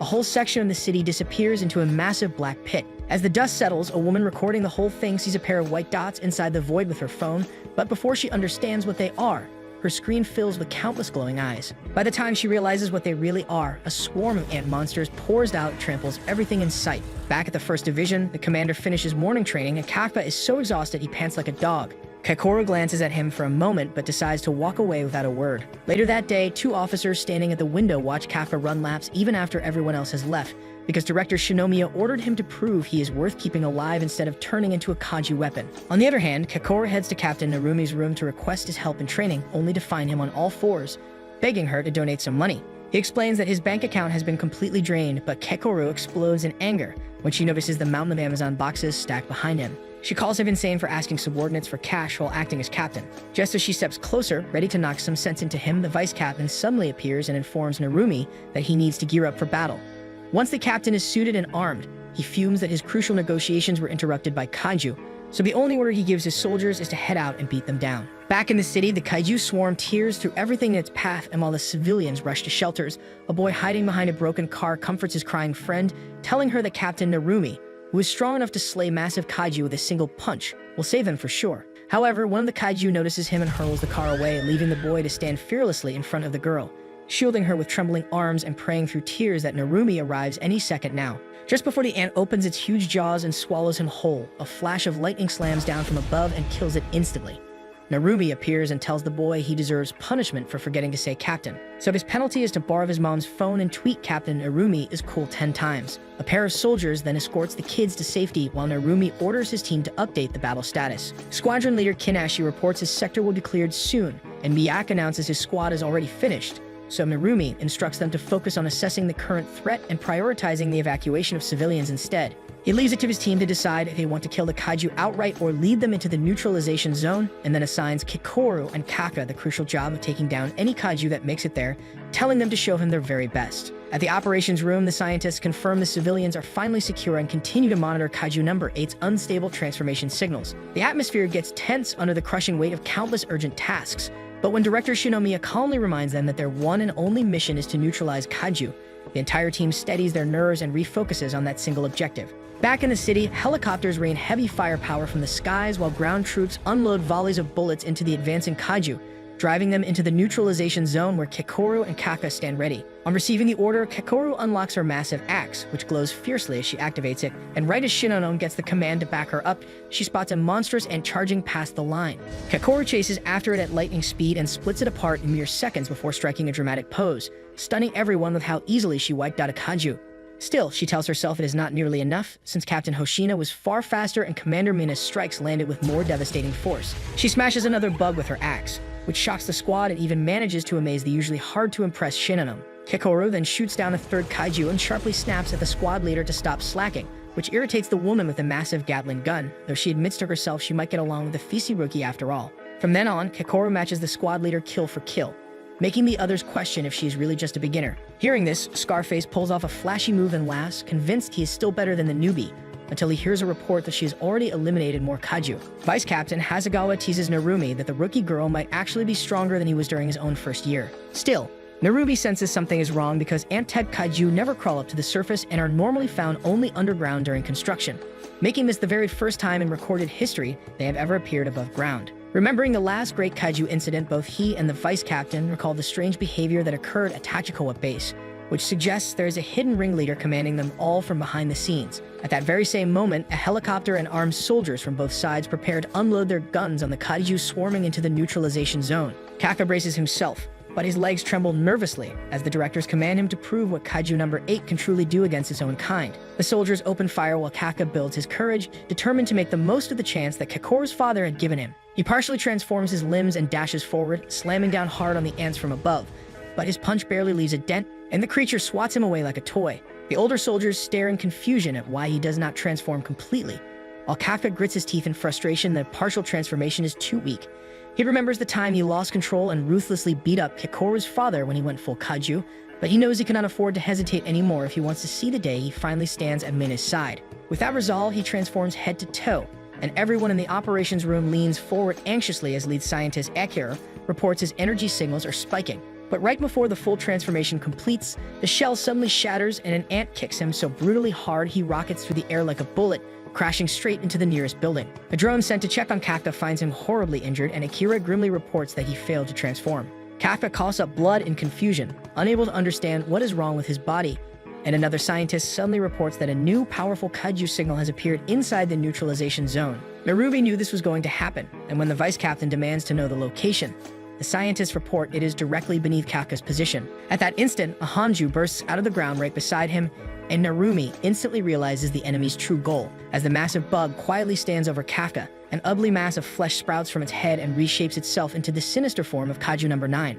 The moment the soldiers and the operations team hear Kafka whisper its name, the entire battlefield falls silent in shock. Meanwhile, number 9 tilts its head curiously, remarking how strange it is that number 8 is not present, since it only emerged after detecting him nearby. That's when it suspects Kafka might be number 8 himself, while Kafka reels in disbelief that number 9 can sense other kaiju like him. The creature fires a shot into his shoulder, trying to force number 8's power to reveal itself, and Kafka starts to transform once more. Narumi immediately asks the operations room to confirm if Kafka is beginning to change, but Kafka fails to complete the process again. The vice captain demands to know what their next move should be before they risk losing number 8 altogether, and Narumi coldly decides he will handle it personally. However, just as he rushes toward number 9, another Hanju claws its way up from the ground, and the operations team goes pale when their instruments confirm 2 number 9 signatures appearing at the same time. Staring at the second figure, Narumi theorizes that number 9 may have split into 2, or there might have been 2 of them from the very beginning.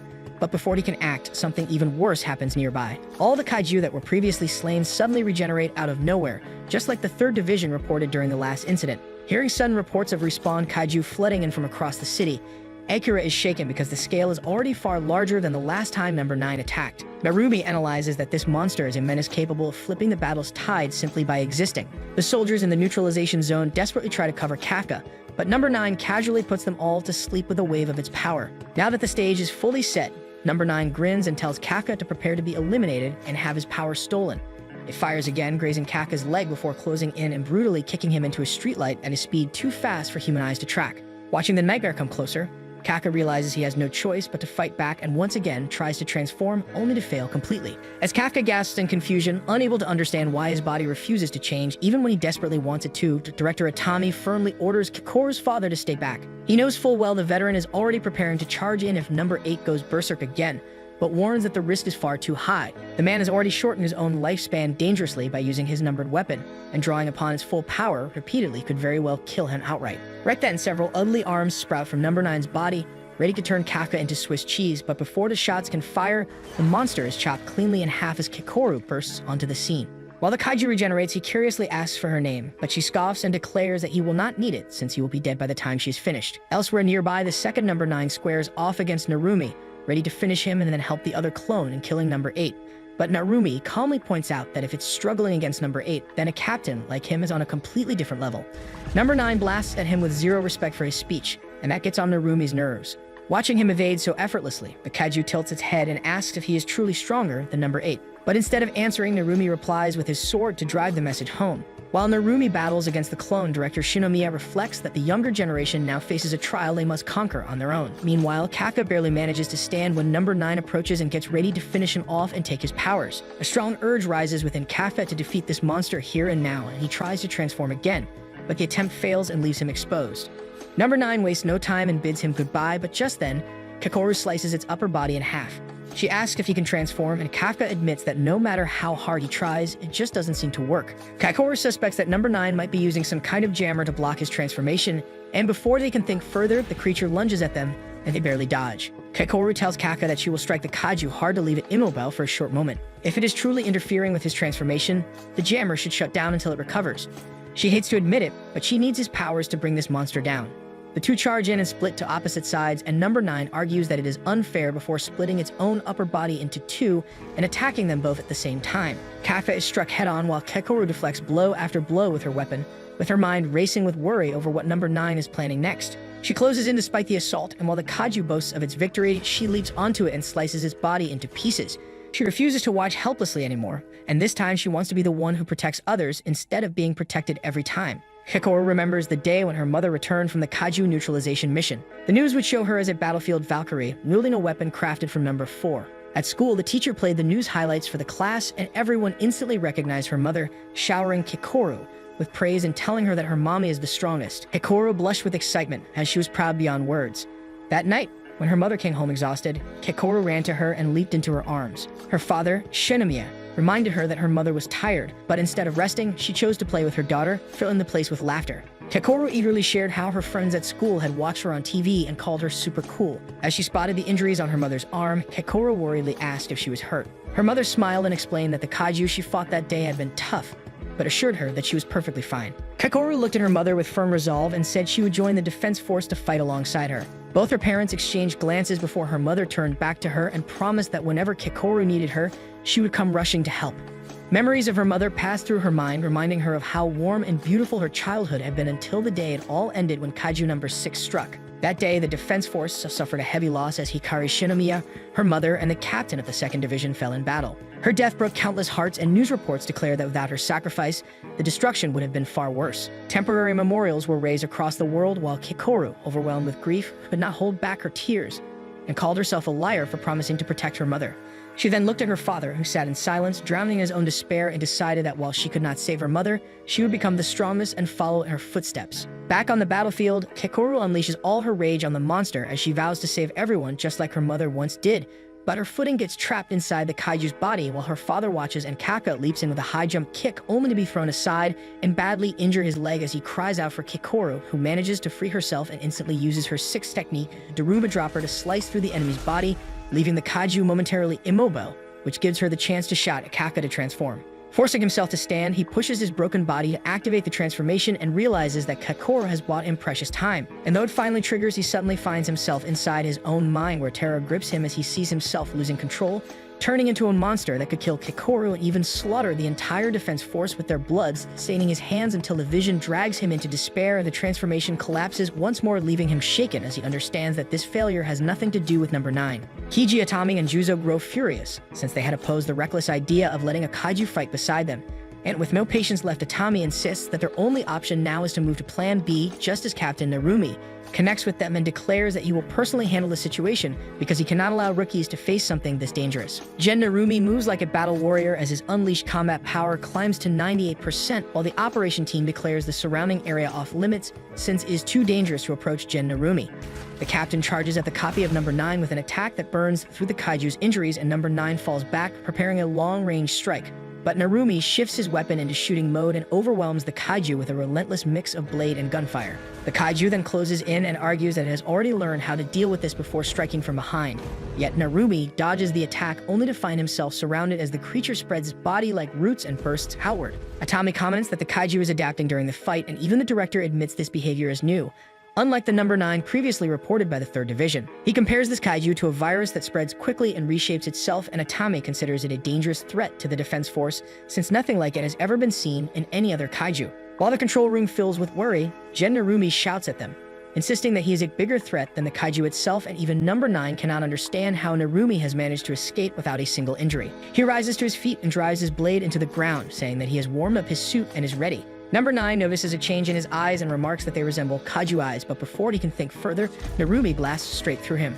His eye, Narumi's second unique weapon, is known as Retina 0001, the oldest numbered weapon created in Japan from the retinas of kaiju number 1. This time, number 9 seems overwhelmed as he admits he believed he had figured out Narumi's attack pattern, but now he cannot dodge a single strike. It takes him a moment to realize that the captain is attacking exactly where he is about to move. Kaiju number 1, from which this weapon was crafted, had the ability to see the future by reading the brain signals of its opponents, knowing their actions before they themselves were aware. That was why its attacks could never be avoided, and now this same power rests with Gen Narumi. Gen Narumi leaps into the sky and locks onto the core of his enemy, and since number 9 cannot adapt in time, Narumi finishes it off with his Gunsword technique number 2, called the Slash Salvo. The operation team erupts in cheer as Narumi brings down a Hanju-level threat, and even Atami voices his praise. At the same time, the director keeps his attention on Kafka, hoping for his success. Kakoru struggles to keep up with the kaiju while Kafka gets shot down and rolled over, unable to transform because of the fear that his inner kaiju might consume him and end up hurting his friends. Hearing this, Kakoru shouts at him to stop underestimating her, the rest of their teammates from the 3rd Division, and most of all himself. She tries to knock some sense into Kafka as she continues to fight the kaiju, and in that moment, Kafka calls her an idiot and forces himself back to his feet. Trusting in everyone as well as himself, he overcomes his fear and finally transforms into his kaiju form. Kakoru tells him he is too slow, and soon after, the report goes out that Kaiju number 8 has appeared in the western part of the battlefield. They shift into Operation number 2 as Captain Narumi rushes in to support Kaiju 8 against number 9. Number 9 remarks that he knew all along that Kafka was the kaiju, and then lets out a roar that forces the fallen Yojo back onto their feet. It spreads its wings, and Kakoru realizes that number 9 had been holding back its true strength the entire time. Kafka places his kaiju hand on Kakoru and tells her he believes in her, asking her to handle the ants as he refers to the Yoju. Kakoru dislikes being stuck with the small fry while he takes on the big one, but she agrees to the plan and warns that she will murder him if he does not win. Number 8 charges toward number 9 as the kaiju boasts that it has grown stronger and improved since their last battle. It grabs Kafka by the foot and prepares to strike, claiming to have the power to defeat him. But Kafka bursts through its body and smashes what appears to be its core, only to realize it is the core of a Yojo. Still, he is sure that number 9's core must be hidden somewhere nearby. Knowing he still has to bring out his own full power, Kafka leaps across the battlefield, climbs off a building, and soars into the sky, feeling stronger than before. As he lands on a bridge, number 9 grabs him again, but he breaks free and launches himself back into the air, descending like a shooting star while warning number 9 to get ready because he can no longer escape. Number 9 struggles to comprehend the change, but senses that Kafka has become different from the last time they clashed, and number 8 crushes the entirety of Kaiju number 9, and even Atami, who was opposed to letting number 8 in the defense force, finally feels impressed to see his true strength. As Kafka showers in the blood of his enemy, the operations room erupts in celebration and thinks the biggest threat is finally gone. The kaiju that had respawned alongside it started to die off one by one as well. Yet just before director Shinomiya can officially call it over, Kakoru yells that plenty of small fry are still roaming about and need to be dealt with. Hearing that, Atami smiles proudly at how quickly the girl has grown, while her father quietly observes that she now looks just like Narumi once did. He admits the new generation never ceases to surprise him as they make what was once thought impossible look like child's play. They just managed to neutralize the equivalent of 2-numbered kaiju, which suddenly popped up inside their home base without suffering any serious damage, proving themselves to be the most powerful unit director Shinomiya dreamed of. Once the mission is officially declared over, Kafka reverts to his human form and bumps fists with Kakoru on a job well done. Watching through the screen, Isao calls out Narumi, Kakoru, and Kafka by name to tell them they performed well. Hearing her father say that for the first time while Kafka flashes her a big thumbs up, Kakoru blushes redder than a hot tomato. Right after, the director orders all forces on the ground to make civilian evacuation their #1 priority. Still, Narumi can't shake the feeling that something is wrong as he recalls the moment number 9 spoke of eliminating number 8 and stealing a kaiju's power. Taking down a threat like number 8 makes sense, but he wonders if it was really the twisted kaiju's only goal, or if it is something deeper than that. At that moment, all attention shifts to the alarms blaring in the operations room as another great kaiju appears. Kafka turns toward number 9's head, which admits with frustration that he is disappointed he could not fully eliminate the threat, but the kaiju proudly states that he will now finish the second job he came for, stealing the kaiju's power. Kafka rushes toward the melting head in confusion, unsure about what it means. Meanwhile, a scientist moves quietly in the back of the operations room. When the head dissolves completely, the report comes through that both of the number 9s they defeated were not the true body. Suddenly, the scientist standing behind Kakoru's father transforms into a giant black kaiju, laughing as it celebrates that it has finally found kaiju number 2 and its wielder. Realizing what happened, Kafka and Narumi sprint back toward base at full speed, knowing they got distracted by clones from the very start, and that Kakoru's father was the real target all along. Kakoru also races after them, but her father orders everyone to evacuate immediately. Number 9 fires at Akira, who is still in the area, and the bullet has so much force that the entire building explodes, but Isao manages to shield the lead scientist just in time. After that, he requests the other 2 directors to take everyone and leave the area, and even though the eye patch director wants to join, Atami orders him to stay back since he would only be a burden. Then, Isao slams his weapon unit and equips his gauntlets, ready to send number 9 back to hell where it belongs. The other directors focus on evacuating all the scientists, while number 9 acts surprised at how fast his clones went down despite being just as strong as him in the last assault. Isao recalls the time he gave the order to create the Defense Force's strongest unit, powerful enough to slay any kaiju, and tells number 9 he was prepared for this fight a long time ago, though he never imagined the menace would mutate so quickly. Hearing that, the 2 launch their first punch, which generates the force of a bomb and tears apart everything in the area. Atami believes that if number 9's fortitude matches the 3rd Division's report, Izzo should hold his ground without issue, but his assumption proves wrong when number 9 overwhelms the director, snapping his arm and slamming him deep into the rubble. Looking at the unconscious figure of the director, the kaiju is surprised by how powerful it has become, but just as it moves in to finish Izzo off, the man counters at the last instant and swears he will drag the monster down at all costs as memories of his family run through his mind. Back in the city, Narumi dashes like lightning toward Izzo's location, praying the director can hold out until he arrives. Meanwhile, Akira reports to the director that everyone else has escaped and urges the director to retreat as well, but Aizo reminds him that number 9 can track him no matter where he runs and insists Akira should leave while he still can. Hearing that, the lead scientist remembers the time director Shinomiya was his hero and how proud he felt when he finally had the chance to work under him. That is when he swears to do his duty and remain by his hero's side until the very end. With that said, Izzo unleashes his combat power and draws on the numbered weapon at full strength, even though it will strip away years of his lifespan to make him as strong as a great kaiju in human form. He meets number 9's punch head-on at his peak power. Even then, blood spurts out of every gap in his gauntlets, and Akira realizes it is still not enough.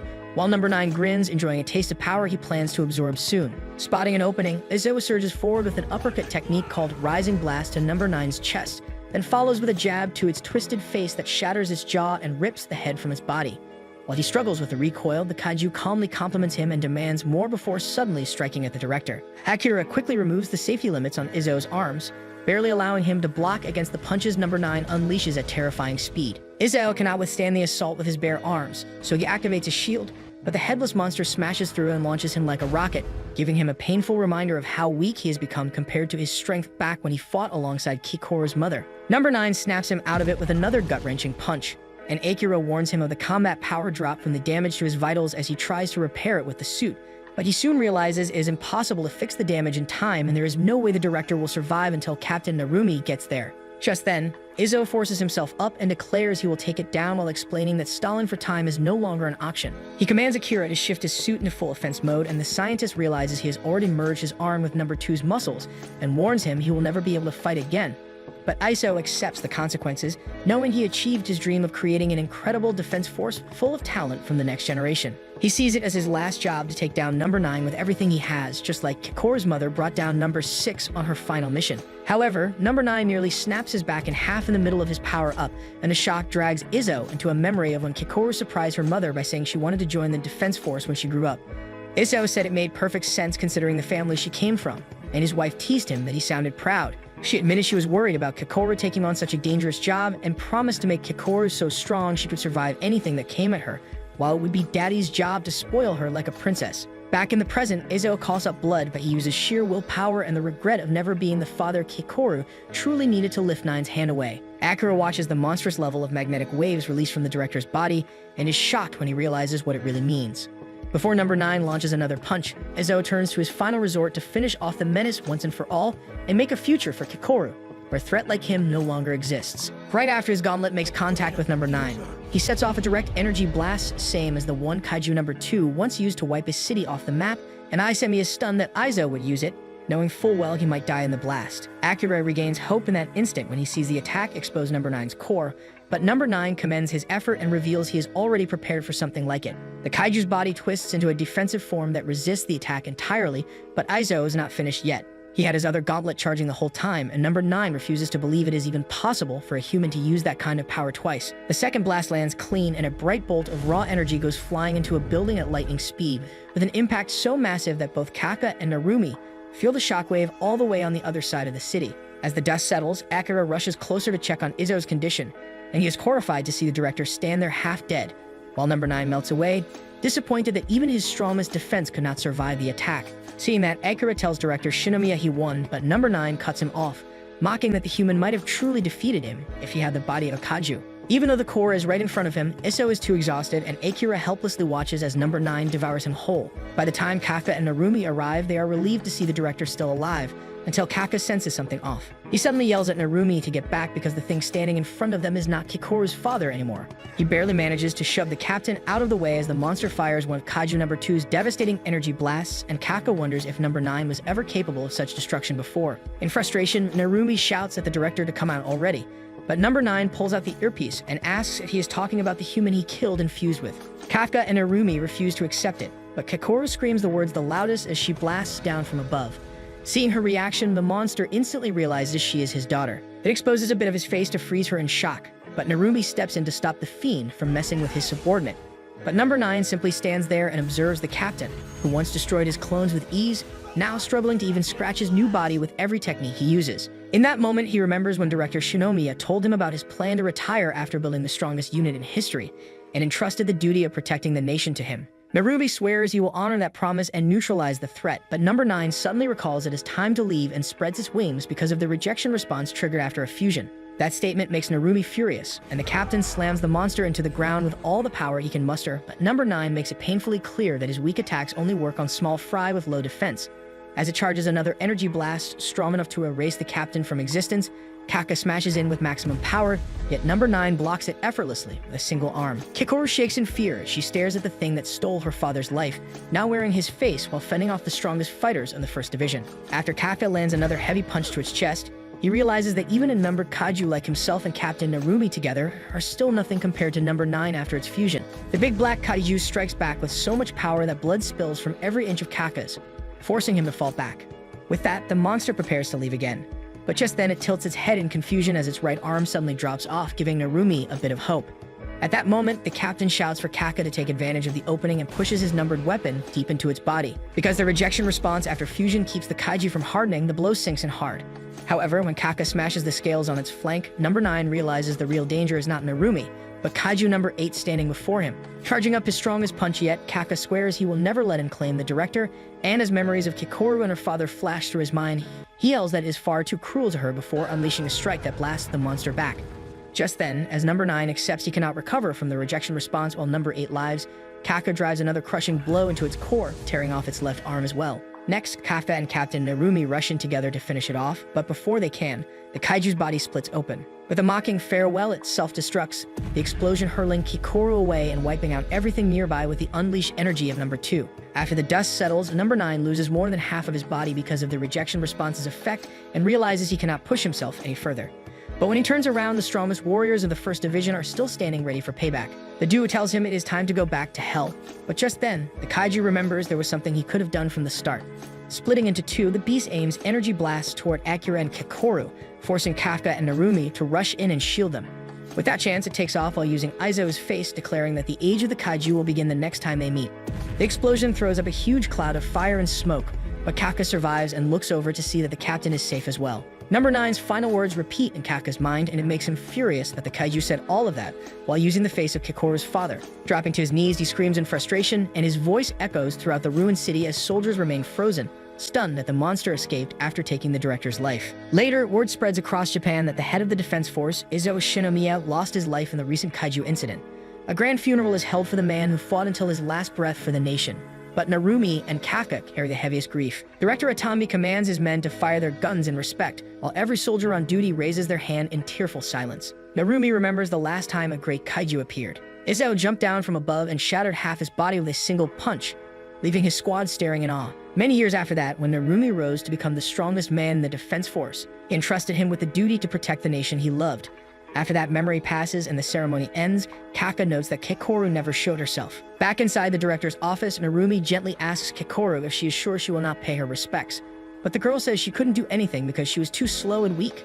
With her eyes swollen from hours of crying, Kikoru declares that she will grow stronger, catching the captain off guard. She strongly believes her father is still somewhere inside that creature, and she refuses to accept his death until she sees the defense force destroy the monster before her eyes. Hearing that, Narumi goes silent for a moment, and then tells her he will make her stronger than anyone in the First Division before the day they face number 9, promising to teach her everything her father once passed on to him if she can prove she has the potential.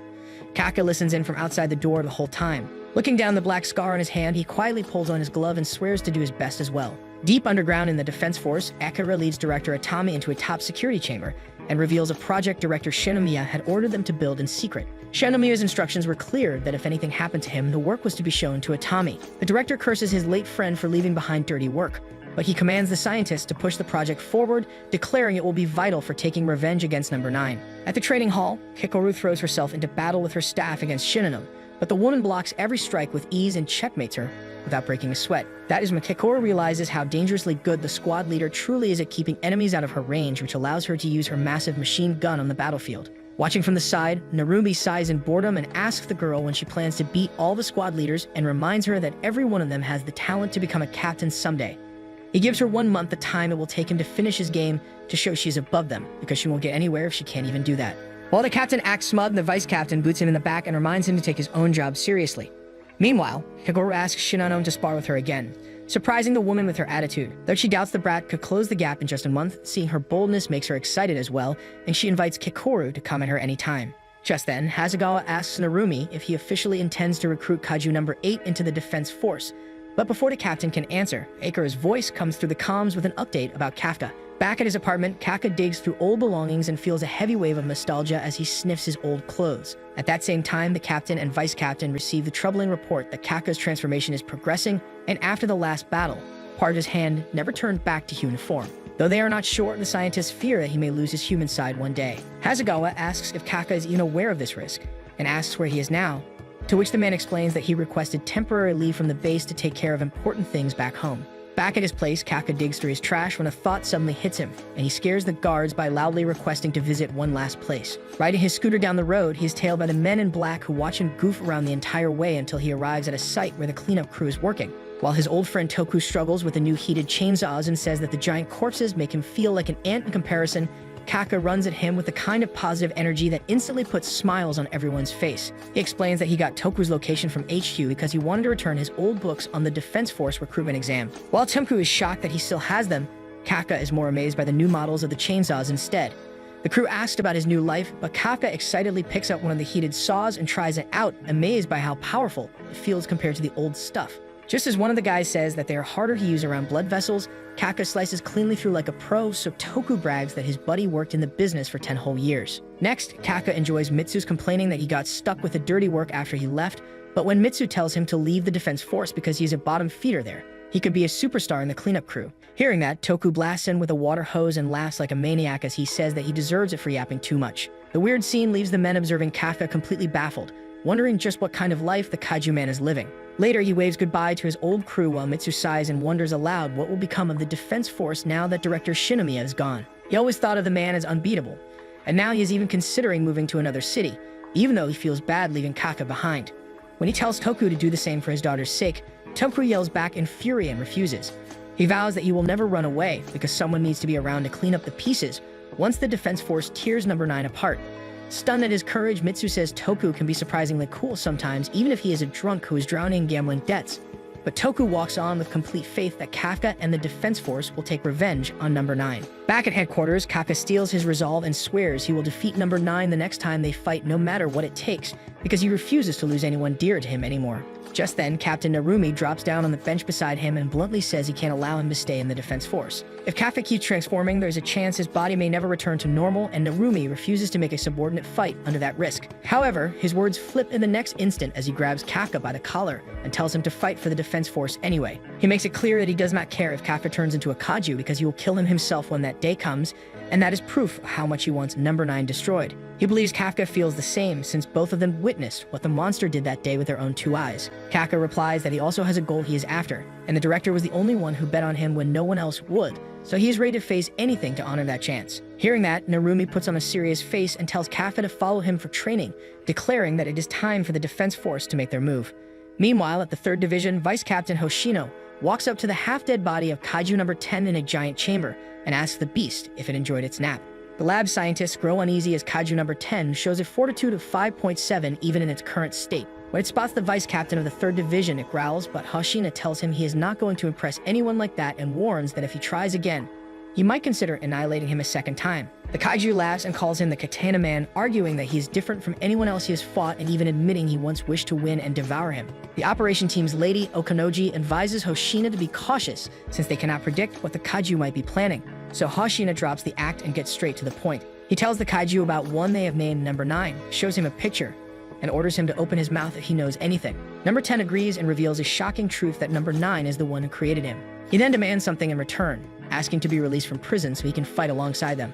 The vice captain refuses, telling him it is impossible, especially since his core is far too damaged to be restored to a state where he could fight. The kaiju interrupts, saying he already knows that and did not mean it that way. Number 10 explains that he is aware they have the technology to turn his body into a weapon, and as he regenerates his body rapidly, he asks to be converted into one and equipped, demanding that Hoshino use his body.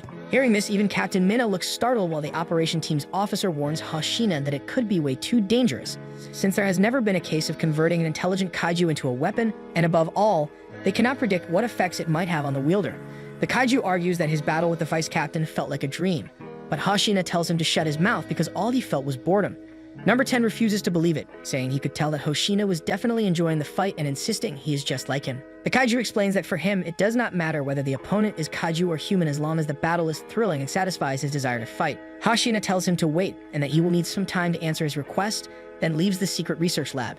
As he gets outside, he starts complaining to Okanoji that the kaiju is terrifying and cannot understand why it loves fighting so much. Hoshina admits he has no desire to equip such a monster, and Okanoji agrees, adding that they have no idea what the kaiju might be plotting and fear could end up taking over his body. Hoshino argues that number 10 is pretty strong, and since they don't have any other source of information, he's willing to go as far as it takes for his nation, even if the plan fails and he has to pay with his life. He contacts Captain Mina and tells her he wants to take the kaiju's deal to get some information out of him. Mina agrees and says she will let him make a call to the HQ and tell him they plan to turn number 10 into a weapon for him. Hoshino makes it clear that he doesn't care if the kaiju likes him or not, as he walks up to him and tells him to start using his mouth again. The kaiju questions if this means they have a deal, but the vice captain assures him that the one in control will be him and not the kaiju. The scene shifts as news of Hoshino's arrival at the HQ reaches Kakoru, and vice captain Iji tells her that he's coming for a meeting to discuss plans related to kaiju number 9. Kafka, meanwhile, thinks back on how he never got a chance to apologize to the captain for hiding the truth from him. The vice captain of the 1st Division asks Kakoru about Narumi, and she explains that the captain took the platoon leaders with him and went somewhere. Eiji mutters that this is bad since the 1st and 3rd Divisions share Tokyo as their jurisdiction and are always comparing themselves with each other. Meanwhile, a fight breaks out between the two divisions when Narumi and Hoshino start arguing after Narumi scolds the 3rd Division for stepping into his territory. Hoshino fires back, saying he got permission from the higher-ups at HQ, who are definitely more important than Narumi, and that only makes the 1st Division captain snap harder as he starts body-shaming him. It quickly turns into a contest of pride as both of them argue about who is better, with Hoshino reminding Narumi of the time he beat him in small kaiju kills, and how his captain, Mina, holds the title for long-range fire.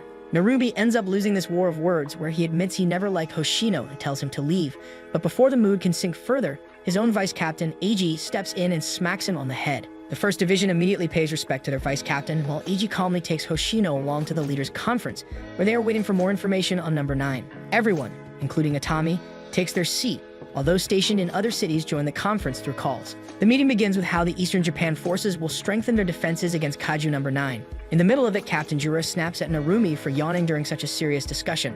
Narumi fires back, calling her a muscle brain, which instantly sparks a small quarrel between them. Mina steps in to back Jura, saying that the 1st Division captain is good for nothing except swinging his strength at kaiju. The dispute grows louder as more captains throw themselves into the argument, until it spirals into chaos and eventually has to be silenced. Hoshino is asked to share his points, and he steps forward with the data he has gathered on kaiju number 9. He straightaway cuts to the chase as he explains that this enemy is not something any single division can handle alone. As expected, his dozing rival Narumi questions him about the source of this information, and Hoshino reveals that it came from number 10, the kaiju currently in their possession, who has disclosed a shocking truth that he was created by number 9. The entire room grows tense as they struggle to believe that a kaiju could actually create another with a fortitude of 9. Hoshino argues that it is very possible and suggests that number 9 might be the first kaiju capable of such a thing. He further explains that number 10 admitted he was only a prototype, and that the ones to come would be completed versions. He lays out the grim reality that the Japan Defense Force could at best handle 5 kaiju of such fortitude, but if the fortitude rises even higher, the number they can manage drops drastically. And if number 9 truly manages to mass-produce kaiju of this level, while the divisions remain unable to cooperate beyond their own boundaries, the nation's survival will not last long. A stir breaks out among the officers, and the 4th Division Captain Ogata raises doubts about whether this could be nothing more than a lie, but Hoshino addresses the possibilities and then shows them the data, pointing out how the yearly average fortitude has sharply risen and how all records match his conclusion. He says that while they still don't know much about kaiju, the most refined theory suggests that the massive energy and distortion created by tectonic faults affect geological material and lead to the birth of kaiju, and he believes that number 9 has somehow managed to interfere with this process and create his own kaiju. Eiji asks if he has any idea about the kaiju's location, and Hoshino explains that number 9 constantly shifts his bases of operation, but if he needs enough energy to create multiple daikaiju, then he would likely be somewhere along the contact point between the Philippine and Eurasian plates, though the captain of the 4th Division points out that the area is far too vast for them to search even if they spend years on it. Captain Mina adds that number 10 has also revealed that number 9 can access the memories of any human absorbs, and now that it has Director Shinomiya's memories, they are at a serious disadvantage, turning the situation into a race. Hoshina stresses that they need to train their weaker officers who show the most potential to grow in a short time, and Mina concludes that the most crucial goal is to raise someone capable of wielding the defense force's most powerful weapon, number 6, which still hasn't been put to use. Itami thinks that if they succeed, it would mean pitting the former king of Kaiju against the current one. And as Captain Jura questions whether they have any leads on someone capable of handling it, Mina explains that they have taken biological samples from new recruits, and among them, one promising candidate they've identified is Rino Ichikawa. Ogata realizes they scored a jackpot when they get Rino on their side, but just as he's about to take a drink, his vice captain, Toko Kiramori, snatches it away, forcing him to stay focused on his duties. Kaiju number 6 was the one with a fortitude of 9.6, bringing disaster along the countless Hanju. Toko recalls that she was still a student back then, but the devastation left such a mark that she can never forget it, and Japan even lost one of its most important captains, Hikari Shinomiya of the 2nd Division. It was a day of rare snowfall, and the incident remains etched in people's memories even now. Later that day, the captain calls Rino and informs him that he's been granted permission to test whether he can wield number 6 weapon, though Ogata tries to scare him off by warning that half the users die from the strain these weapons put on the body, even advising him to turn down the offer. That night, while running, Rino thinks about his friend Kaffa and resolves that he's going to save him, after which he gladly accepts the offer. He's brought in to test just a part of the weapon, only its arms, and when Ogata asks what he plans to do, Rino simply tells him to start, and the look in his eyes catches the captain's attention. The order is given to begin the assimilation, and Rino is thrown into a terrifying experience, realizing in that moment what his friend Kaffa has been enduring all this time. The kaiju begins taking over him, his body and mind gets pushed to a limit until he finally passes out. When he wakes, he finds himself in the medical room where Iharu is relieved to see him fine. The captain asks if he felt the terror of using a numbered weapon and explains how much stress it put on his body, even though he equipped only a part of it. Trying to scare his junior further, he tells him he has no idea what might happen if he were to equip the whole thing and advises him to refuse again. But Rino stands firm and without hesitation declares that he is ready for it. The captain worries that if Rino were to head out to the front lines in this state, he might not last long, but in the end he plays along and grants him a trial period of 1 month, after which Rino will be sent on a neutralization mission where it will be decided whether he is truly worthy of wielding the most powerful numbered weapon in battle or not. The next day, Rino starts training with the number 6 gear once again while Iharu watches him from the railing above. He thinks back on his time at the training academy, where he was the top student that no one could touch. He remembers that his mind would grasp all the lessons and his body would continuously grow stronger with every session.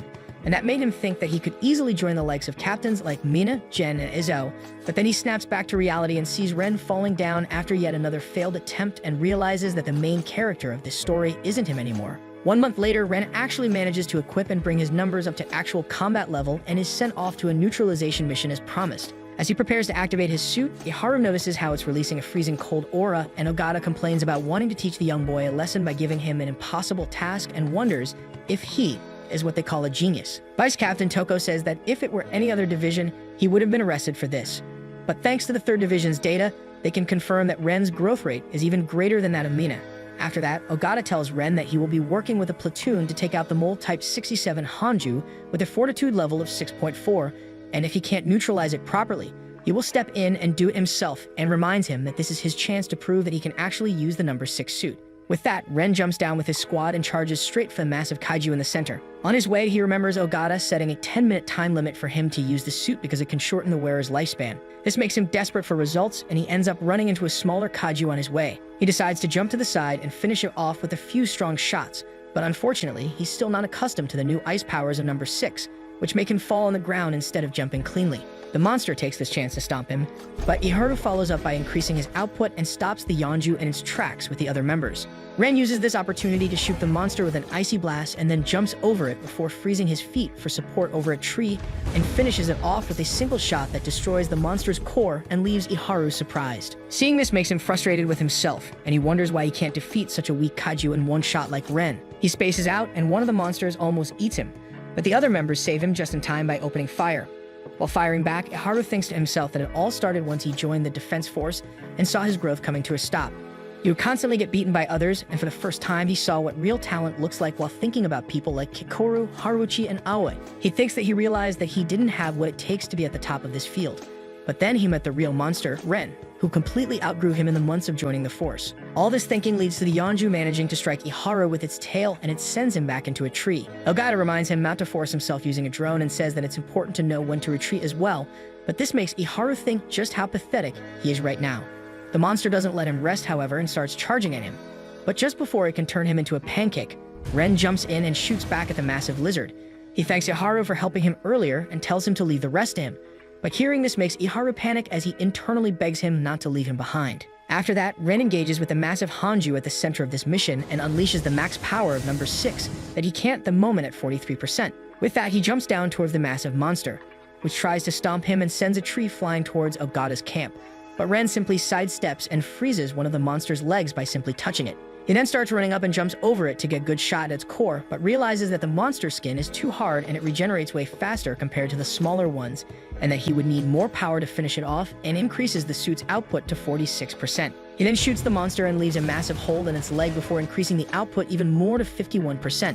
This makes the support group worried for him, and they ask if he's fine, but Reno shuts them up by saying that his head feels clearer than ever. This makes Ogata worried, but Ren continues rushing toward the kaiju, which gets serious as well and changes its form. Ren thinks that if he were stronger, he wouldn't have had to see his friends suffer, and he jumps over the kaiju to dodge its energy attack before jumping back on its back and unleashing multiple ice shots with great precision. Toko notes that he's really strong, but the support team confirms that his body is not ready for such movement, saying that they can see muscle tears in at least 6 places. This makes them worry if the kaiju has taken over him.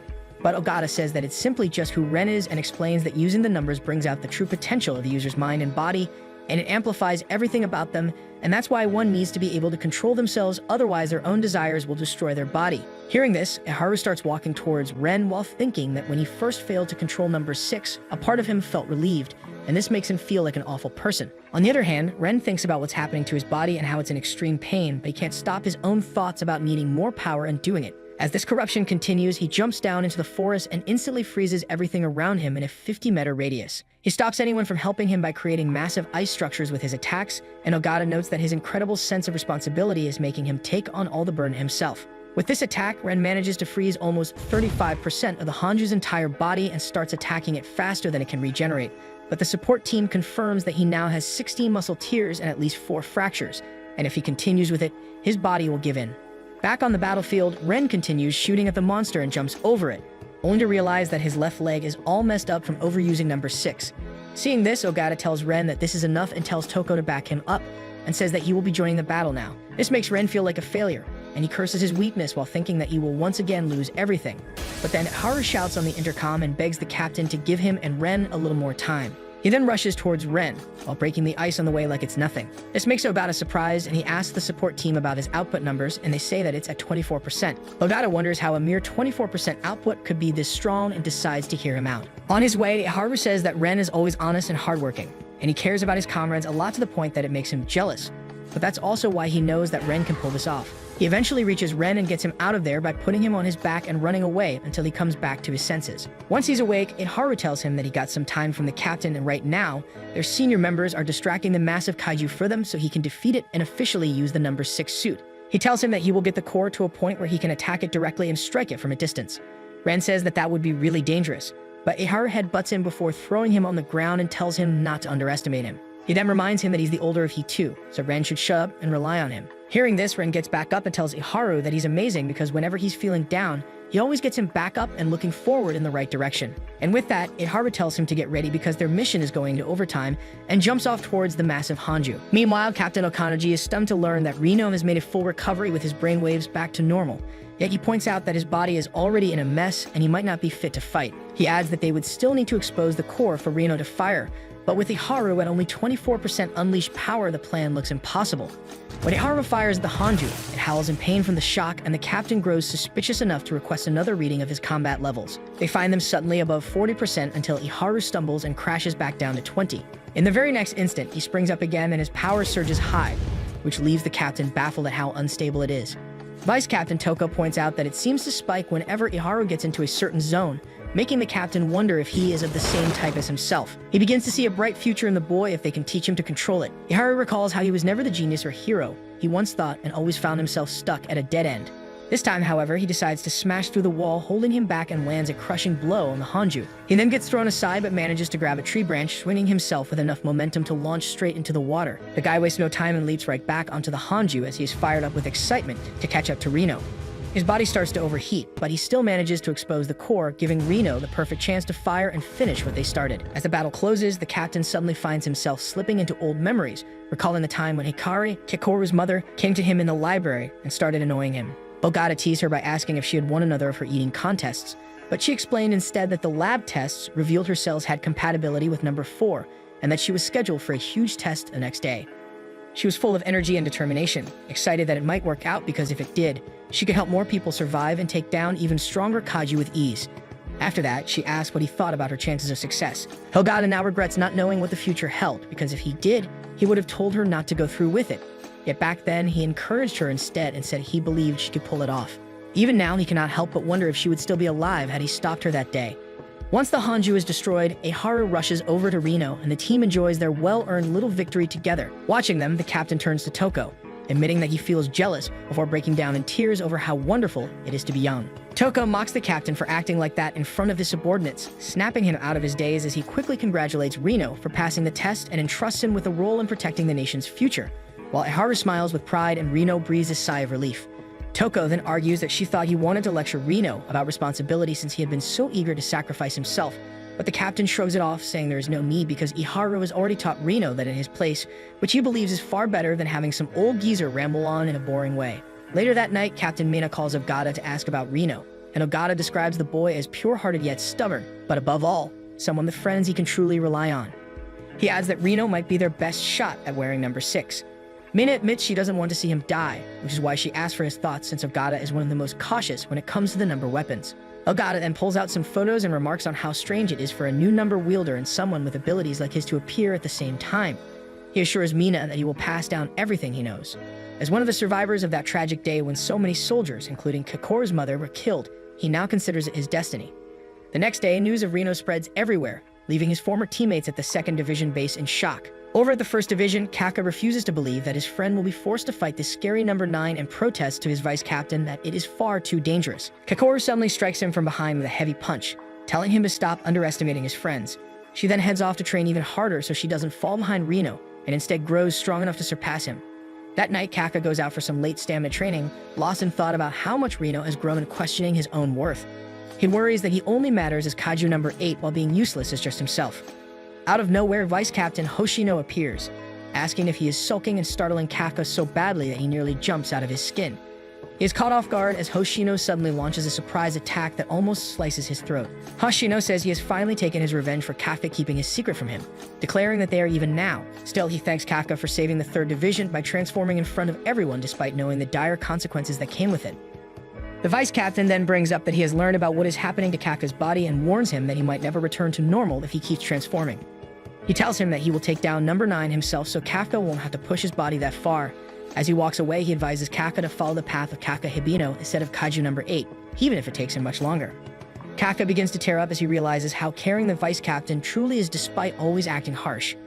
Kaka replies that he wants everyone to accept him for his own strength, but admits he isn't strong enough yet. He says that to avoid making his friends cry, he will become number 8 whenever needed. Hearing this, the Vice Captain realizes that Kaka will keep transforming for the sake of others and decides to make him stronger so he can shorten the time he has to remain in his kaiju form. Hoshino then takes him to a strange place, which looks like some old shrine that has stood since the Edo period. He tells Kaka that this shrine was built to honor kaiju victims and the warriors who fought them, including his own ancestors. The two then talk about a massive disaster that destroyed most of Edo and eastern Japan in the mid-17th century, noting how primitive the fighting methods were back then. Hoshino tries to sharpen Kaka's focus before telling him to come in without transforming or using his suit. Excited to prove how much he has grown, Kaka charges in, but no matter what he tries, the Vice Captain easily dodges and counters with precise blows. Kaka keeps rushing at him again and again, desperate to prove his worth, yet nothing works. Just as he begins to think he is useless without transforming, the Vice Captain encourages him, saying he has grown much stronger, and that it is clear he hasn't skipped a single day of training. Still, he reminds him it is not enough, making sure Kaka doesn't slack off before landing a heavy punch straight into his abdomen. Hoshino tells Kaka that he has been depending far too much on the power of number 8, pointing out that if he keeps charging into battles without caring about himself, he is only walking straight toward death.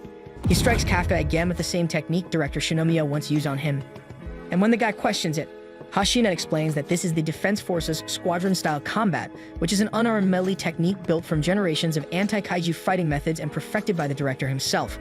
Since Kaka cannot properly unleash his suit's full power, Hoshino makes it clear that trying to master weapons would be useless for him. So instead he intends to drill this style into him, ensuring he at least has one reliable method before the next battle comes. He further explains that his goal is to toughen Kaka up so the time he spends in his kaiju form can be shortened, giving him better chances to keep returning back to human form in the long run. As he grabs his jacket and prepares to leave, Hoshino warns him that kaiju know 9 is far from the last threat they will see and that even greater battles await in the future. He pushes Kafka to never give up and to someday earn his place beside Captain Mina with his own strength, not just borrowed power. Kafka answers with a simple yes, but that makes the vice captain lose his composure, and in a burst of childish jealousy, he pounces on Kafka, wrapping his hands around his neck and shouting that he can never take Mina away from him, almost choking him to death. Afterwards, Hoshino gets back up and tells Kafka to return with him since they need to make it back before the sun rises, and Kafka quietly follows while glancing at the part of his body that remains permanently transformed, bowing deep inside to level himself up no matter what. As they pass the old shrine, Kafka pauses for a moment to pay his respects and suddenly notices a samurai figure standing there staring straight at him with glowing red eyes that send a chill down his spine, but before he can clearly see who or what it is, Hoshino calls out to him. And in that instant, the mysterious figure vanishes without a trace. Kafka keeps wondering what it was he had just witnessed as he leaves alongside Hoshino. The next day, Kiji stands in front of an aquarium staring at the fish for a while before turning around to look at the director's picture. At the same time, somewhere far away, the late director Shinomiya is shown sinking slowly into a strange pool of water with his eyes wide open as he keeps thinking about how he is running out of time. Meanwhile, Kafka is going through some very intense leg training while Hoshino acts as his mentor and explains the basics of the squadron-style combat technique. He tells him how important the legs are for this style and begins teaching with 5 basic movements. Hoshino also reminds Kafka that he will be coming regularly twice a week to check on his progress. Kafka, however, pushes himself too hard in his very first training session and ends up with a sprained leg. As he screams out in pain, Kikoru shows up, mocking him by asking if he's trying to learn the squadron style only because he cannot use a weapon. Kafka shouts back at her, complaining about how difficult it is, but Kikoru answers more softly that she understands since her father also practiced it every single day. Hearing this motivates Kafka to try even harder, and Kikoru notices that he has gotten over the things that were worrying him. She tosses his phone to him and he is shocked to realize he has finally been given permission to use it again. As Kikoru walks away, she reminds him that he has not talked to anyone for a long time. When Kafka returns to his dorm room, he sits quietly staring at his phone and wonders what he should say, realizing that it has already been almost 2 months since he last saw his friends. Kafka begins to worry about what his friends must be thinking of him now that everyone knows he is number 8. Gathering a bit of courage, he powers on his phone only for it to instantly flood with notifications as over 500 unread messages pile up. He tries to convince himself to open them, but hesitates, with his mind filled with fears of reading words that call him a liar or worse, a kaiju who should stay away from everyone. The thoughts scare him until suddenly a call comes through, making him drop the phone from his hands. He sees that it is Reno, but in his nervousness, he accidentally hangs up. He decides to put away his cell phone for the day, yet another call comes in, this time from Iharu. Kafka picks it up only to hear Reno immediately scolding him for answering Iharu's call while ignoring his own. Kafka tries to explain, but Reno cuts him off, angrily demanding why he never contacted them in any other way for the past 2 months if his phone was confiscated. Kafka replies that he had no permission to do so and then asks if it was Kikoru, who managed to get their phones back. Hearing this, Reno admits how worried he had been about him the entire time, leaving Kafka with nothing more to say except an apology. Kafka finally admits his true feelings, confessing how terrified he was at the thought of no longer being allowed to remain in the 3rd Division and how afraid he felt that everyone would see him differently now that they knew he was number 8. Iharu stands up and acknowledges that they are indeed scared because his power is that of a kaiju, which makes Kafka sink into gloom, but Iharu quickly continues and says that this fear does not mean they dislike him. He argues that they have seen him risk his life for them and questions how they could ever think of him as anything other than one of their own after all that he has done. Hearing this, Kafka remembers Mina's words that no one in the 3rd Division considers him an enemy. Iharu then scolds Kafka for assuming they were so heartless, and Reno grabs the phone from him just to firmly tell Kafka to believe in every single one of them, reminding him of the promise he once made that he would return. Later, when Kikoru comes to fetch Kafka for afternoon training, she asks if he managed to talk with everyone. Kafka replies that Reno and Iharu called him stupid, and he admits it himself before breaking down and crying like a child. The scene shifts back to the general as he sinks deeper. He tries to resist something, but is already at his limit. He realizes that the kaiju have been growing at a much faster pace than expected. Soon after, some unique and strange kaiju start showing up everywhere. All of them look far too abnormal to be regular kaiju. The unresolved incidents pile up to 14 in total, and this gets the core team worried. Hoshino argues that there is one thing in common, and that's that these kaiju disappear every time before the defense force can make it there. He shows them a humanoid kaiju that appeared in the middle of Shibuya. It wandered and looked around for 3 minutes before vanishing. The strange part was that it looked like Kikoru. He argues that these kaiju appeared to be more intelligent than traditional ones, and it looks like all of this is number 9's doing. Kiji argues that they should be ready and asks Vice Captain Eiji for his update. The Vice Captain says that they have split up core government functions and prepared backup generators. Apart from that, he explains that they have strengthened city defense and also made room for early evacuations alongside underground shelters. They then discuss many government issues, such as asking for help from foreign governments and disabling the seal on the number 1 suit, which is being optimized for Gen Narumi. It also discussed some potential candidates for 3 more unused numbered suits.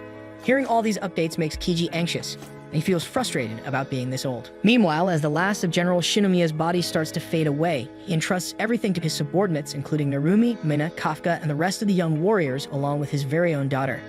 As the story progresses, Captain Narumi takes Kikoru to show her the numbered suit made from number 4. He explains how it has been modified for her personal attributes. He reminds her about just how many people number 4 murdered, mentioning that her own mother, Hikari, also fell victim to it.